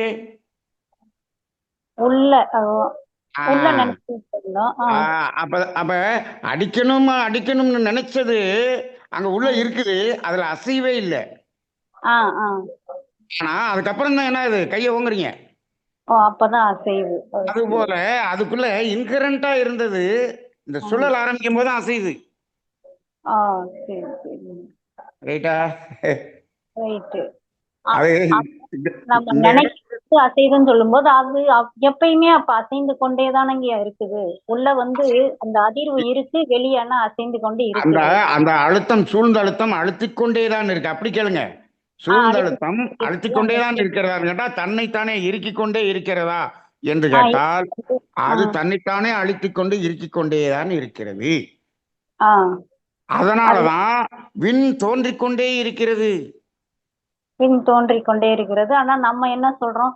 அசையாத வெளின்னு சொல்லும் போது இத வந்து வெளிய சொல்றோம். அசையாத வெளி அப்படின்னு உள்ள அழுத்தம் இருக்கு அப்படிங்களா? அதனாலதான் நான் சொன்னேன் அசையாத வெளி என்பது பிரபஞ்சத்தை தாண்டியும் இருக்கிறது, ஒரு விண்ணின் மையத்திலும் இருக்கிறது, 2 விண்ணுக்கும் இடையிலும் இருக்கிறது. சரி சரிங்க. எனக்கு இந்த கேள்வி நீங்க அசையாதது போன வாரம் லதா வாரம் பேசும்போதே தோணுச்சு. நீங்க அந்த கேள்வி பதில் வைக்கல. அசையாத வெளி வெளின்னு இன்ஹரண்ட் ஃபோர்ஸ் என்னங்கம்மா? இப்ப நம்ம அதுக்குள்ள போய் அசையாம இருந்து பார்த்தா தான் அது எப்படி இருந்துச்சுன்னு சொல்ல முடியும். இதெல்லாம் வந்து சித்தர்கள் மகான்களும் அவங்க மனதை வந்து அசையாம நிறுத்தி அதை கண்டுபிடிச்சாங்க. இப்போ நமக்கும் இது தெளிவாகணும் அப்படின்னு சொன்னோம்னா மனசை அசையாம நிறுத்தி பழகணும், உங்களுக்கு தெளிவு கிடைக்கும். இந்த விஞ்ஞானிகளுக்கு எப்படி தெளிவு கிடைக்கும்? விஞ்ஞானிகள் காசுக்காக அசைஞ்சுக்கிட்டு இருக்கிறவங்க, அவங்களுக்கு எப்படி தெளிவு கிடைக்கும்? ஆ அப்ப இப்படிப்பட்ட ஒரு தத்துவத்தை கொண்டு போய் விஞ்ஞானிகிட்ட நம்ம கொண்டு போய் கொடுக்கணும்னு என்ன வேண்டிய விஞ்ஞானி, நீ நல்லா இருக்கணும், உன் புள்ள குட்டி நல்லா இருக்கும்னா நான் இங்க வாயா, இப்ப அவங்க என்ன வராட்டி நீ எப்படியா சொல்றாங்க, போயா அப்படின்னு சொல்லிட்டு போக வேண்டியதானே. அவங்க உங்களுக்கு விளக்கமா சொல்ல தெரியல அப்படின்னு நம்மள சொல்லிடுவாங்க. அதாவது மகரிஷியிட நான் ஒன்று கேட்கணும்னு நினச்சிக்கிட்டே இருந்தேன். சாமி, நீங்க சொல்றதோடு நிறுத்துங்க சாமி, இது எதுக்கு விஞ்ஞானிகள்கிட்ட கொண்டு போய் சேர்க்கணும்னு ஆசைப்பட்டீங்க ஆ அப்படின்னு இந்த இந்த ஆசை ஒரு ஒரு ஒரு ஒரு ஒரு நெருடலான ஒரு ஆசையா இருக்கே சாமி அப்படின்னு கேட்கணும்னு தோணுச்சு. நாம அப்ப கேட்க முடியல. சரி சரிங்க. உங்களுக்கு வேணும்னா வரட்டும். ஆ ஆனா மகரிஷிக்கு இது வந்து இந்த இது உடனே எல்லாருக்கும் போகணுமேன்னு ஒரு ஆவல், அந்த ஆவல்ல அப்படி சொல்லிவிட்டார் விஞ்ஞானிகளுக்கு ஆ போகணும்னு. சரி. மெய்ஞானம் விஞ்ஞானிகளுக்கு போகக்கூடாது, ஆ போனால் இந்த மெய்ஞானத்தை கெடுத்து குட்டிச்சுவரா ஆக்கிடுவாங்க இந்த விஞ்ஞானிகள். சிவனே வந்தாலும் சிவனையே கை காலெல்லாம் வெட்டி தூக்கி போட்டுருவாங்க விஞ்ஞானிகள். அப்ப மகரிஷியே சொன்னாங்களே, விஞ்ஞானத்தோடு மெஞ்ஞானமும் சேர்ந்து இயங்கும். விஞ்ஞானி வந்து மெஞ்ஞானிகிட்ட இணையணும். ஆ சரி சரி. அவ்வளவுதான். விஞ்ஞானி வந்து விஞ்ஞானி வந்து மெய்ஞானத்திட்ட வந்து இணையணும்னு என்ன பண்ணாரு? விஞ்ஞானி அங்க வந்து எல்லாம் ஒரு பெரிய நோய் வந்து டாக்டர் காப்பாற்ற முடியாது, இனிமேல் கடவுள் தான் காப்பாற்றணும்னா அந்த விஞ்ஞானி ஒடியாருவாரு. ஆமா ஆமாங்க. அப்ப இனிமேல் இப்படி இப்படி உலகமே இப்படி போய் அவஸ்தைப்பட்டு தான் அப்புறமேல மெஞ்ஞானத்துக்கு வரும். அது எப்பயோ வந்துட்டு போகுது. நாம தெளிவா இருப்போம். சரிங்க சரிங்க. இந்த அவ்வளவுதான் ஒரு நம்ம பேசுறது. ரைட்டுங்களா? இதை கொண்டு விஞ்ஞானத்துக்கிட்ட போய் எதுக்கு நம்ம கொடுக்கணும்? சரி சரிங்க. இதை கொண்டு போய் நம்ம விஞ்ஞானி கிட்ட போய் சேர்க்கணும்னு சொன்னா நம்மளை கொண்டு போய் விஞ்ஞானி என்ன பண்ணுவாரு? நம்மள அழிச்சு விடுவாரு. கரெக்டுங்க. விஞ்ஞானம் என்பது இப்பொழுது அழிவை நோக்கி தான் போய்கிட்டு இருக்கு. ரைட்டுங்களா? ரைட்டு. நாங்க இப்போ வந்து அந்த விஞ்ஞானத்தினோட வளர்ச்சி, இப்ப நீங்க சொன்னீங்களா வசதி, இந்த வசதியை நம்ம கையில வச்சுக்கிட்டு அங்க அந்த விஞ்ஞானம் வந்து துன்பம்னு நம்ம நீங்க அப்படின்னு. வசதி, சௌகரியம், ஆடம்பரம் இதுதான் கிடைக்குது. ஆனால் இந்த விஞ்ஞானத்துல ஆரோக்கியம் கிடைக்கிறதா? அமைதி அது கிடைக்கிறதா? ஆனந்தம் கிடைக்கிறதா? மகிழ்ச்சி கிடைக்கிறதா? அது எல்லாமே அழியப்படுகிறது. நிம்மதி கிடைக்குதா? எல்லாத்தையும் கெடுக்கிறது தான் விஞ்ஞானம். கண்டிப்பா. ஆமாங்க. ஆமா. ரொம்ப பேச வேணாம். நான் என்ன உள்ள நிறைய படிச்சவங்க நிறைய பேர் இருப்பாங்க. ரொம்பவும் நம்ம மட்டும் விஞ்ஞானத்தை பத்தி பேசிட வேண்டாம். ரொம்ப நன்றிங்கய்யா. வாழ்க வாழ்க வளமுடன்மா. வளமுடன். வாழ்க வளமுடன். நான் இந்த சுத்தவெளி விளக்குறதுக்கு ஐயா அந்த சுண்டல் ஊற வச்ச கதை சொன்னார்ல, உதாரணம் கொடுத்தார் இல்லையா ஆமா போன வாரம். ஆமாங்க. அதை மைண்ட்ல வச்சுக்கோங்க, அது உங்களுக்கு நல்லா விளங்கும். நம்மளுக்கு அது அந்த ஒரு கேள்வி இருந்துட்டே இருந்ததா, ஏன்னா அசையாத வெளின்னு சொல்றோம், ஆனா அது வந்து தன்னைத்தானே அழுத்தி கொண்டுதானே இருக்குது. அது எப்பவுமே அந்த மாதிரி நடந்துட்டு தானே இருக்கும். அப்புறம் ஏன் வந்து சுத்த வெளி வந்து அசையாத சிவன் சொல்றாங்கிற ஒரு இப்ப இப்ப நீங்க நீங்க அடிக்கிறத சொன்னேன். நான் இன்னொரு உதாரணம் சொல்றேங்கம்மா. எப்படின்னா, இப்ப நீங்க என்ன பண்றீங்க? நீங்க புத்தகம் முழுதும் படிச்சீங்க. உங்க குழந்தை என்ன பண்ணுச்சு? புத்தகம் முழுதும் படிச்சிருச்சு. 5ஆம் கிளாஸ் படிக்குது. 5ஆம் கிளாஸ் புத்தகம் முழுதும் படிச்சிருச்சு. சரிங்க. அங்க இருக்கிறது எல்லாத்தையும் நான் புரிஞ்சுக்கிட்டேன் அப்படின்னு சொல்லிருச்சு. சரிங்க. இப்ப அது புரிஞ்சுக்கிட்டேன் அப்படின்னு சொல்லிருச்சு. இப்ப அது புரிஞ்சுக்கிச்சா? இல்ல. உங்களுக்கு தெரியுதா? இல்ல, தெரியல. அது புரிஞ்சிருச்சுங்கிறது உங்களுக்கு தெரியுதா? தெரியாது. ஆனா அது புரிஞ்சுக்கிச்சே. உடனே நீங்க என்ன சொல்றீங்க? நீ புரிஞ்சிருக்கியான்னு நான் பார்க்கணும், பரீட்சை எழுதுன்னு சொல்றீங்க. ஆமா ஆமாங்க. அந்த பிள்ளை என்ன சொல்லுது? நான் தான் புரிஞ்சுக்கிட்டேனே, நான் புரிஞ்சுக்கிட்டேன்னு எனக்கு தெரியுது, நீ நீ உனக்கு தெரிஞ்சுக்கணுங்கிறதுக்காக நான் பரீட்சை எழுதணுமா? தேவையில்லை அப்படின்னு சொல்லுதுன்னு வச்சுக்கோங்க. ரைட்டா? ஆனா நீங்க என்ன பண்றீங்க? அத பரீட்சையில எழுதி மார்க் வாங்கினா தான் நீ புரிஞ்சுக்கிட்டேன்னு நான் ஒத்துக்குவேன். இல்லைன்னா நீ சொல்லி காட்டுன்னு கூட சொல்லுவேன், எனக்கு படிச்சு காட்டு. இப்ப நீ இப்ப என்ன கேள்வினா, அந்த பிள்ளை 100க்கு 100 வாங்கிருச்சுன்னு வச்சுக்கோங்க. இந்த 100க்கு 100 வாங்கினதுனாலதான் அந்த பிள்ளை அதை எல்லாத்தையும் படிச்சு புரிஞ்சிருக்குன்னு நீங்க சொல்றீங்களா? இதை எழுதுறதுக்கு முன்னாடியே அது புரிஞ்சுக்கிச்சா? இல்லைங்க. எழுதுறதுக்கு முன்னாடியே புரிஞ்சுக்கிச்சுல்ல? அப்ப அது புரிஞ்சுக்கிச்சு. இப்ப இங்க சுத்தி இருக்கக்கூடிய உங்களுக்காக அது பரீட்சை எழுதி மார்க் வாங்கி இருந்தா நான் புரிஞ்சுக்கிட்டேங்கிற புரிஞ்சு தொலைங்க அப்படின்னு சொல்லுது. ஓ, சரி சரிங்க. ரைட்டா? இந்த வாத்தியார் எல்லாம் பேர் புரிஞ்சு தொலைங்கிறா. நான் தான் புரிஞ்சுட்டேன்னு சொல்றேன், கேட்க மாட்டேறீங்க. அப்ப அப்ப அது வெளிப்படுத்துறதுக்கு முன்னாடி அதுக்குள்ள எல்லாமே இருந்துச்சா இல்லையா? இருந்துச்சு. இருக்கு. இருக்குங்க. அப்படி தாங்கம்மா சுத்தவெளிக்குள்ள இருந்துச்சு. சரி சரிங்க. ரொம்ப அது ஒரு அதுதான் வெளிப்படுத்தியது. நமக்கு அருமையா இதுக்கு சொன்னீங்க. உதாரணங்கள் மூலமா ஏதோ சொல்றதுக்கு முயற்சி பண்றோம். சரி சரி, புரிஞ்சிருக்கீங்க. ரொம்ப சரிம்மா, நன்றிங்க. சரிம்மா. வாழ்க சரிங்க. வளமுடன். அடுத்த வளமுடைங்க. நன்றிங்க அம்மா, வாழ்க வளமுடன். அடுத்ததாக அனார்கலி அம்மா, நீங்க கேட்கலாம். வாழ்க வளமுடன் ஐயா. தியானமே யோகம், யோகமே ஞானம், தமிழ் ஆனந்த யோகம். வாழ்க வளமுடன் ஐயா. வாழ்க இன்னைக்கு வளமுடன். நன்றி ஐயா. இந்த உண்மையிலேயே நிறைய தெளிவு இதுல கிடைச்சிருக்கு எனக்கு. ஏன்னா இந்த கேள்வியை நீங்க மகரிஷி கேட்ட மாதிரி நான் 2 பேராசிரியர்கிட்டயும் முக்கியமா கேட்டேன், உங்ககிட்டயும் கேட்டேன். இந்த காந்த தத்துவம் வரும்போது புரியும்னாங்க. சோ ரொம்ப சிறப்பா புரிஞ்சிருக்கு ஐயா. இதுல என்னன்னா, நான் என்ன கேள்வி கேட்டேன்னா, அந்த காந்தம் என்பது அசையும் போதே தோன்றியதா, இல்ல அது சுழன்று சுழன்று வரும்போது தோன்றியதா என்பதற்கான இன்னைக்கு விளக்கம் நீங்க கரெக்டா கொடுத்திருக்கீங்க. அசையும் போதே அதுக்குள்ள தோன்றியதா, அது அசைய உண்மை. ஆரம்பிக்கும் போதே காந்தம் தோன்றி விட்டது. அதான் ஆரம்பிக்கும் போதே தோன்றியதா என்றத அந்த கேள்விதான் நானும் கேட்டிருந்தேன். இப்ப இதுல நம்மளுடைய சித்தர்கள்லாம் உணர்ந்து அதை சரியா சொல்லியிருக்காங்க.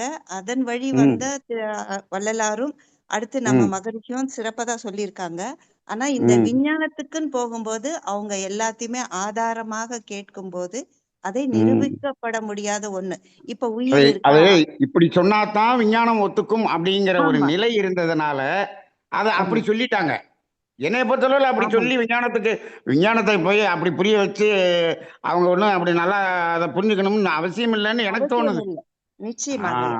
இப்ப எனக்கு இதுல தோணுது. அந்த இறைநிலை என்பதை பெருவெளியே நம்ம ஞானகளஞ்சியத்துல அந்த இறைவெளியை தன்னிருக்க சூழ்ந்தழுத்தும் ஆற்றல் அந்த பாடல்ல மகரிஷி ஆ, ரொம்ப தெளிவா விளக்கியிருக்காங்க. அதே மாதிரி ம், இன்னொரு பாடலும் இறைநிலை ம், தன்னிருக்கத்தால் ஏற்ற முதல் தன்மாற்றம் ஈதர் என்னும் இறை துகளாம்.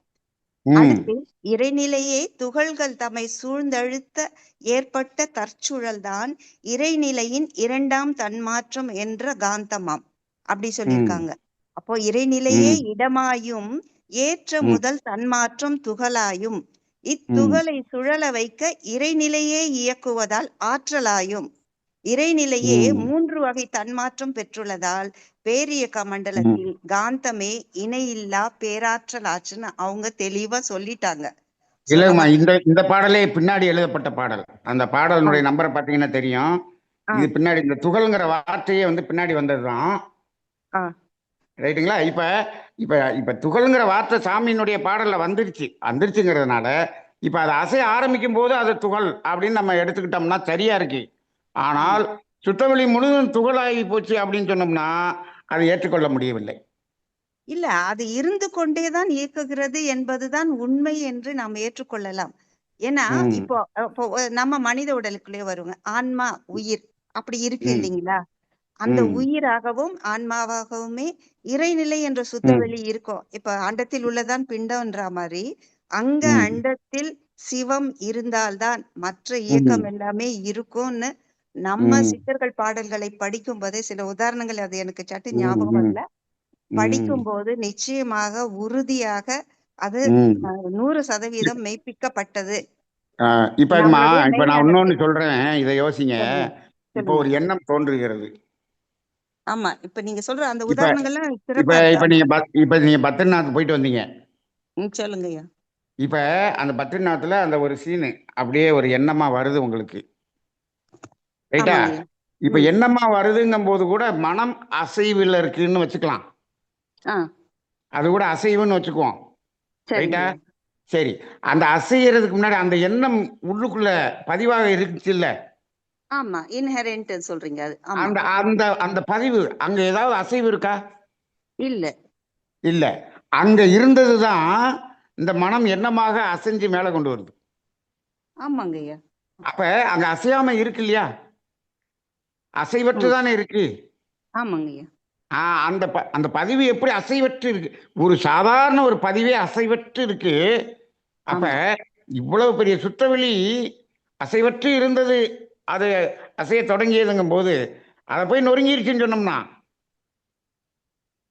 இது எப்படி அதை புரிஞ்சுக்கிறது? இது வாதத்திற்கு உரியதுதான். அந்த என்ன ம், சொல்லுவோம், இப்போ நம்ம சத்சங்கம் மாதிரி வச்சு இது இப்ப பேசிட்டே இருந்தோம்னா நிறைய தெளிவு கிடைக்குங்கய்யா. சோ நம்ம ம், சித்தர்கள் ம், பாடல்களையும் கலெக்ட் பண்ணிட்டு நீங்க அடுத்தடுத்து வரக்கூடியதுல நம்ம அந்த ம், பாடல்களையும் சொல்லுவோம். ஆனா ம். இது எனக்கு தெளிவா இப்ப புரிஞ்சிருக்குங்கய்யா. அது இப்ப என்ன பிரச்சனைனாங்கம்மா, சொல்லுங்க. நாங்கெல்லாம் வேதாத்ரி மகர்ஷி கிட்ட இருந்து காந்த தத்துவத்தை நேரா உட்கார்ந்து கேள்வி கேட்டு கேட்டு கேட்டு ஒரு தெளிவுல வந்த பிறகு எங்களுக்கு ம், இந்த சந்தேகம் வருது. இப்போ ம், நேரா துகள் இப்படி இதை மட்டுமே படிக்க ஆரம்பிக்கிறாங்க. இன்னைக்கு வந்த வேதாத்திரிய சீடர்கள் அவங்களுக்கு இது மட்டும்தான் தெரியுது. அப்ப ஆமா. அவங்க அதை மட்டும்தான் ஆமான்னு ஒத்துக்குவாங்க. அதுதான் தெரியும். நாளைக்கு ஒரு ஒரு பீரியட்ல இந்த சுழலலை தத்துவமே இல்லாம போயிடும். அன்னைக்கு என்ன ஆயிரும், பொய் வந்து உண்மையா மாறி போயிடும். ஆமாங்கய்யா. அந்த பாடத்திட்டம் போகும்போது இப்படி ஆகுது. சரி, நாம ஆ தெளிந்த அறிஞர்கள் இத நீங்க உங்கள் வாயில. அதுக்காகத்தான் நம்ம இன்னைக்கு இதை ரெக்கார்டடா நாம வந்து இதை வந்து நம்ம பேசிடணும் அப்படின்னு நம்ம பேசியிருக்கோம். இதை சிந்தனைக்கே நிச்சயமா. வச்சுக்குவோம். எல்லாரும் சிந்தனைக்கு ஆமா, செய்யட்டும். ஆமாங்கய்யா. ஆமாங்கய்யா. சிந்தனை செஞ்சு நமக்கு எது சரியா வருது அட எடுத்துக்குவோம். ஆமா, இன்னும் இன்னும் ஆமாங்கய்யா. அடுத்த வாரம் காந்தம் தோன்றியதை பத்தி பேசுவோம். அதுல ஆமாங்கய்யா. வரும்போது இன்னும் கொஞ்சம் தெளிவு கிடைக்குமா. அந்த அசையாத சிவம் என்ற அந்த ஸ்டாட்டிக் ஃபோர்ஸ் அது இருக்கணும். கட்டாயமா இருந்தா தான் அதனுடைய ஆ இயக்கம் இருக்கும். அது அதிர்வா ம், வரும்போது இருப்பா இயக்கமா என்பது ஸ்டாட்டிக் ம், ஃபோர்ஸ்னு சொல்லியிருக்கீங்க. சோ ஆ, அதுக்கப்புறம் டைனமிக்ல தான் பஞ்சபூதம் வந்திருக்கு அப்படின்னு ஆமா சொன்னீங்க. சோ ஆமா நம்ம அந்த ஸ்டெப் பை ஸ்டெப்பா பார்க்கும்போது அதுதான் பார்ப்போம் இருக்கு. பார்ப்போம் அது பார்ப்போம். இருப்பாக இருந்து கொண்டு. இன்னும் நம்ம பஞ்சபூதத்துக்கு போறதுக்குள்ளேயே நிறைய விளக்கங்கள் சொல்ல வேண்டியிருக்குமா. இன்னும் இன்னும் நம்ம மெதுவா போவோம். இது ஆமாங்கய்யா. இது ஒரு பெரிய இப்போ தொடர். நீங்க வாழ்க வளமுடன். நிச்சயமா நன்றி, நன்றி. அந்த வாழ்க எண்ணம் வளமுடன்மா. எண்ணத்தோட ஐயா சிறப்புங்கய்யா. விளக்குற வாழ்க வளமுடன். ஐயா விளக்குற காந்த தத்துவம் பிரம்மஞான கவியை நீங்க 100% ரியலைஸ் பண்ணிட்டீங்கன்னா அதுதான் ஐயா விளக்குறது. இந்த மற்ற கவியெல்லாம் விட நீங்க பிரம்மஞான கவியை லைன் பை லைனா பாடி அதை வாசிச்சுட்டு அதுல கூட உள்ளர்த்தத்தை ஆராய்ச்சி பண்ணி பாருங்க. அதுதாங்கய்யா. அதுக்கே ஒரு தெளிவான விளக்கம் ஒரு நாள் ஐயா சிந்தனை உரை கொடுத்தா இன்னுமே சிறப்பா இருக்கும்னு என்னுடைய கருத்து. ஏன்னா ஆ இந்த ஆ கேள்வி நான் பேசுவோம் கேட்டு பேசுவோம். எனக்கு நிச்சயமா இன்னைக்கு ஐயா சொன்னதுல தெளிவான ம் ஒரு விளக்கம் கிடைத்தது. நன்றி ஐயா. வாழ்க வளமுடன். வாழ்க வளமுடன். வாழ்க வளமுடன். நன்றிங்கம்மா. வாழ்க வளமுடன். அடுத்ததாக கார்த்திகேயன் ஐயா, நீங்க அன்மியூட் பண்ணிட்டு பேசலாம். ஐயா வணக்கம் ஐயா. வாழ்க வளமுடன். சொல்லுங்க. ஐயா இந்த காந்த தத்துவம் வந்து நீங்க ஒரு புத்தகம் வந்து போடணும் போடணும் ஐயா. இது முதல்ல நம்ம இந்த தொடர் முடியட்டுங்க. முடிஞ்ச பிறகு சசிகுமார் ஐயா அதுக்கு முயற்சி பண்ணுவார். நன்றிங்க ஐயா. கொஞ்சம் வாழ்க கொஞ்சம் வளமுடன். வாழ்க வளமுடன். புரியாத மாதிரி கொஞ்சம் குழப்பமாவும் இருக்குங்க ஐயா. கொஞ்சம் முதல்ல இன்னும் தெளிவாகும், தெளிவுபடுத்தலாம். அப்புறமேல் புத்தகம் போடுவோம். கண்டிப்பாங்க ஐயா, கண்டிப்பாங்க ஐயா. வாழ்க வளமுடன். நன்றி நன்றிங்க நன்றி. ஐயா. நன்றிங்கம்மா. வாழ்க வளமுடன். அடுத்ததாக பரமசிவம் ஐயா, நீங்க அன்மியூட் பண்ணிட்டு கேள்வி கேட்கலாம். வாழ்க வளமுடன் ஐயா. வாழ்க ஐயா வளமுடன். வாழ்க வளமுடன். ஐயா சொல்லுங்க. ரொம்ப சிறப்பாக இருந்ததுயா. அது வந்து விஞ்ஞானத்தோடு நம்ம கம்பேர் பண்ணி தான் நம்ம சொல்லும் போது கொஞ்சம் அது குளறுபடி ஆகுது எல்லாருக்கும். நம்ம விஞ்ஞானத்தை மட்டும் எடுத்துக்கிட்டோம்னா அது தெளிவா இருக்குங்கிறது என்னுடைய தாழ்மையான கருத்து. அதனால அதை சொல்லுவாங்க. நம்ம உடல்ல இருந்து பருவுடல்ல இருந்து நிறைய இறைத்துகள்கள் வெளியேறிக்கிட்டு இருக்கு. இறைத்துகள்ங்கிறது நம்ம புதுசா சொல்ற அதுல முரண்பாடு நீங்க சொல்றீங்க, அது வேணான்னு. நம்ம உடம்புல அந்த இருந்து ஜீவகாந்தமாக. துகள்ங்கிற வார்த்தையே வேணாங்க. அதாவது சரியா. நம்ம கோவப்படுறோம். கோவப்படும் ஆமா, போது உடம்புல இருந்து என்ன சொல்லியிருக்காரு மகரிஷி, உயிர் துகளே வெளியேறுகிறது அப்படிதான் சொல்லியிருக்காரு. ஆமா. அங்க இறை துகள்லாம் சொல்லல. ம். அப்படியே சரியா. அப்ப நீங்க உயிர்னா அப்ப என்ன ஆயிருது அது. இப்ப உயிர்னா ஒரு சுழல் அலையும் தான் உயிர்னு சொல்றோம். உயிர் அப்படியே வெளியே போகுதுன்னு சொல்றோம். இப்ப இதுல ஆமா. துகள்னு கொண்டு வந்து உள்ள வச்சீங்கன்னா அந்த உயிரை வந்து உயிர்ல வந்து அந்த விண் என்பதுதான் உயிராக இருக்கிறதுன்னு சொன்னோம்னா அங்க இன்னும் ஏகப்பட்ட குழப்பம் வரும். இந்த விஞ்ஞானத்தை மடக்குன்னு மடக்கி கேள்வி கேட்டோம்னா அதுக்கு பதிலே சொல்ல மாட்டேங்குது. அங்கதான் சிக்கல். இன்னும் நாம அந்த உயிர் அப்படிங்கறதுல போய் கேள்வி கேட்டோம்னா இன்னும் ஏகப்பட்ட குழப்பம் இருக்குங்க. அதனால நம்ம மெய்ஞானமாவே போவோம். வாழ்க சரியா. வளமுடன். நன்றி நன்றி. இன்னும் ஒரு சின்ன கொஞ்சம் தொடர்ந்து சொல்லணும்னு நினைக்கிறேன். அதாவது உடலை விட்டு அந்த சக்தி, அதாவது உயிர் ஆற்றல் வெளியே போகுது. ஆனாலும் நம்ம பருவுடலுடைய இது இடையிலயோ மற்றதுலயோ அதிக வித்தியாசம் தெரியல. அதாவது அது ரொம்ப நெக்லிஜிபிள். ஆமா அது போல ஆமா சுத்த வெளி வந்து பெரியது. அது பெரிய அதாவது எல்லை இல்லாதது. எல்லை ம் இல்லாததுல இருந்து இந்த மாதிரி அந்த அதாவது அந்த விண் சுழல் அலை ம் தோன்றி தோன்றி அது அது அந்த நுண்பகுதி, அதாவது ம் பிரம்மத்தினுடைய நுண்பகுதி தான் அந்த சுழல் அலையாக வெளியே வருது. வேற ஒண்ணும் இல்ல. ம் அதுக்கு முன்னால ஒண்ணுமே இல்ல. பிரம்மம் தான் எல்லா இடத்துலயும் இருக்கு. நம்மளும் ஆ, எல்லாமே பிரம்மம் தான். அப்ப அதனுடைய ஒரு ம் நுண்பகுதி தான் அந்த சுழல் அலையா வருது. அதனால அதனுடைய ம் கூடுதல் குறைச்சல் நமக்கு கணக்கெடுக்க ம் முடியாது. அது போல அது முடியாது. இருக்கு. இப்ப ஆமா. நீங்க சொன்னதை படி பார்க்கும்போதுங்கய்யா, இப்ப சரியா. துகளாகி அதெல்லாம் நெருங்கி தான் விண்ணா வருதுன்னு சொன்னோம்னா விண் தோன்றி கொண்டே இருக்குங்கிறதுக்கு முடியாது. இப்ப நம்ம நீங்க நொறுங்குதுங்கிற வார்த்தை எனக்கு பிடிக்கலையா? நொறுங்குதுங்கிற பிடிக்கல. வார்த்தை எனக்கு பிடிக்கல. இப்ப நீங்க எனக்கு பாருங்க, பிடிக்கல. இப்ப நீங்க சொல்றீங்க, இப்போ ம், அக்ஷய ம். பாத்திரம்னு ஒண்ணு சொல்லி வச்சுட்டாங்க அந்த காலத்துல. ஆமா, ஆமா, ஆமா, அது எவ்வளவு நாள் வந்துகிட்டே இருக்குன்னு சொல்லிட்டாங்க. ஆமா, இப்ப ஆமாய்யா. சுத்தவெளியில இருந்து விண் தோன்றிக் கொண்டே இருக்கும். எவ்வளவு தோன்றும்? தோன்றிக் கொண்டே இருக்கும். அது ஒரு அக்ஷய பாத்திரம். இருக்கும். ஆமா, ஆமா, அது போலதான். ஆஹ் அக்ஷய அதுக்கு பாத்திரம் மாதிரி. ஆமா, ஆச்சரியம்னு அதையே சொல்லியிருக்காங்க. அது போல அந்த ரைட். நன்றியா. அதுக்கப்புறமேட்டு அந்த துகள்கள் அந்த மாதிரி அப்ப வந்து அதுல வந்து ஒரு சக்தி இருக்கு. சுத்த வெளியில ஒரு ம் சக்தி இருக்கு. அதாவது தன் இறுக்கம் அப்படிங்கறது அதன் ஏன்னா ஆற்றல் ம் மிக்கது.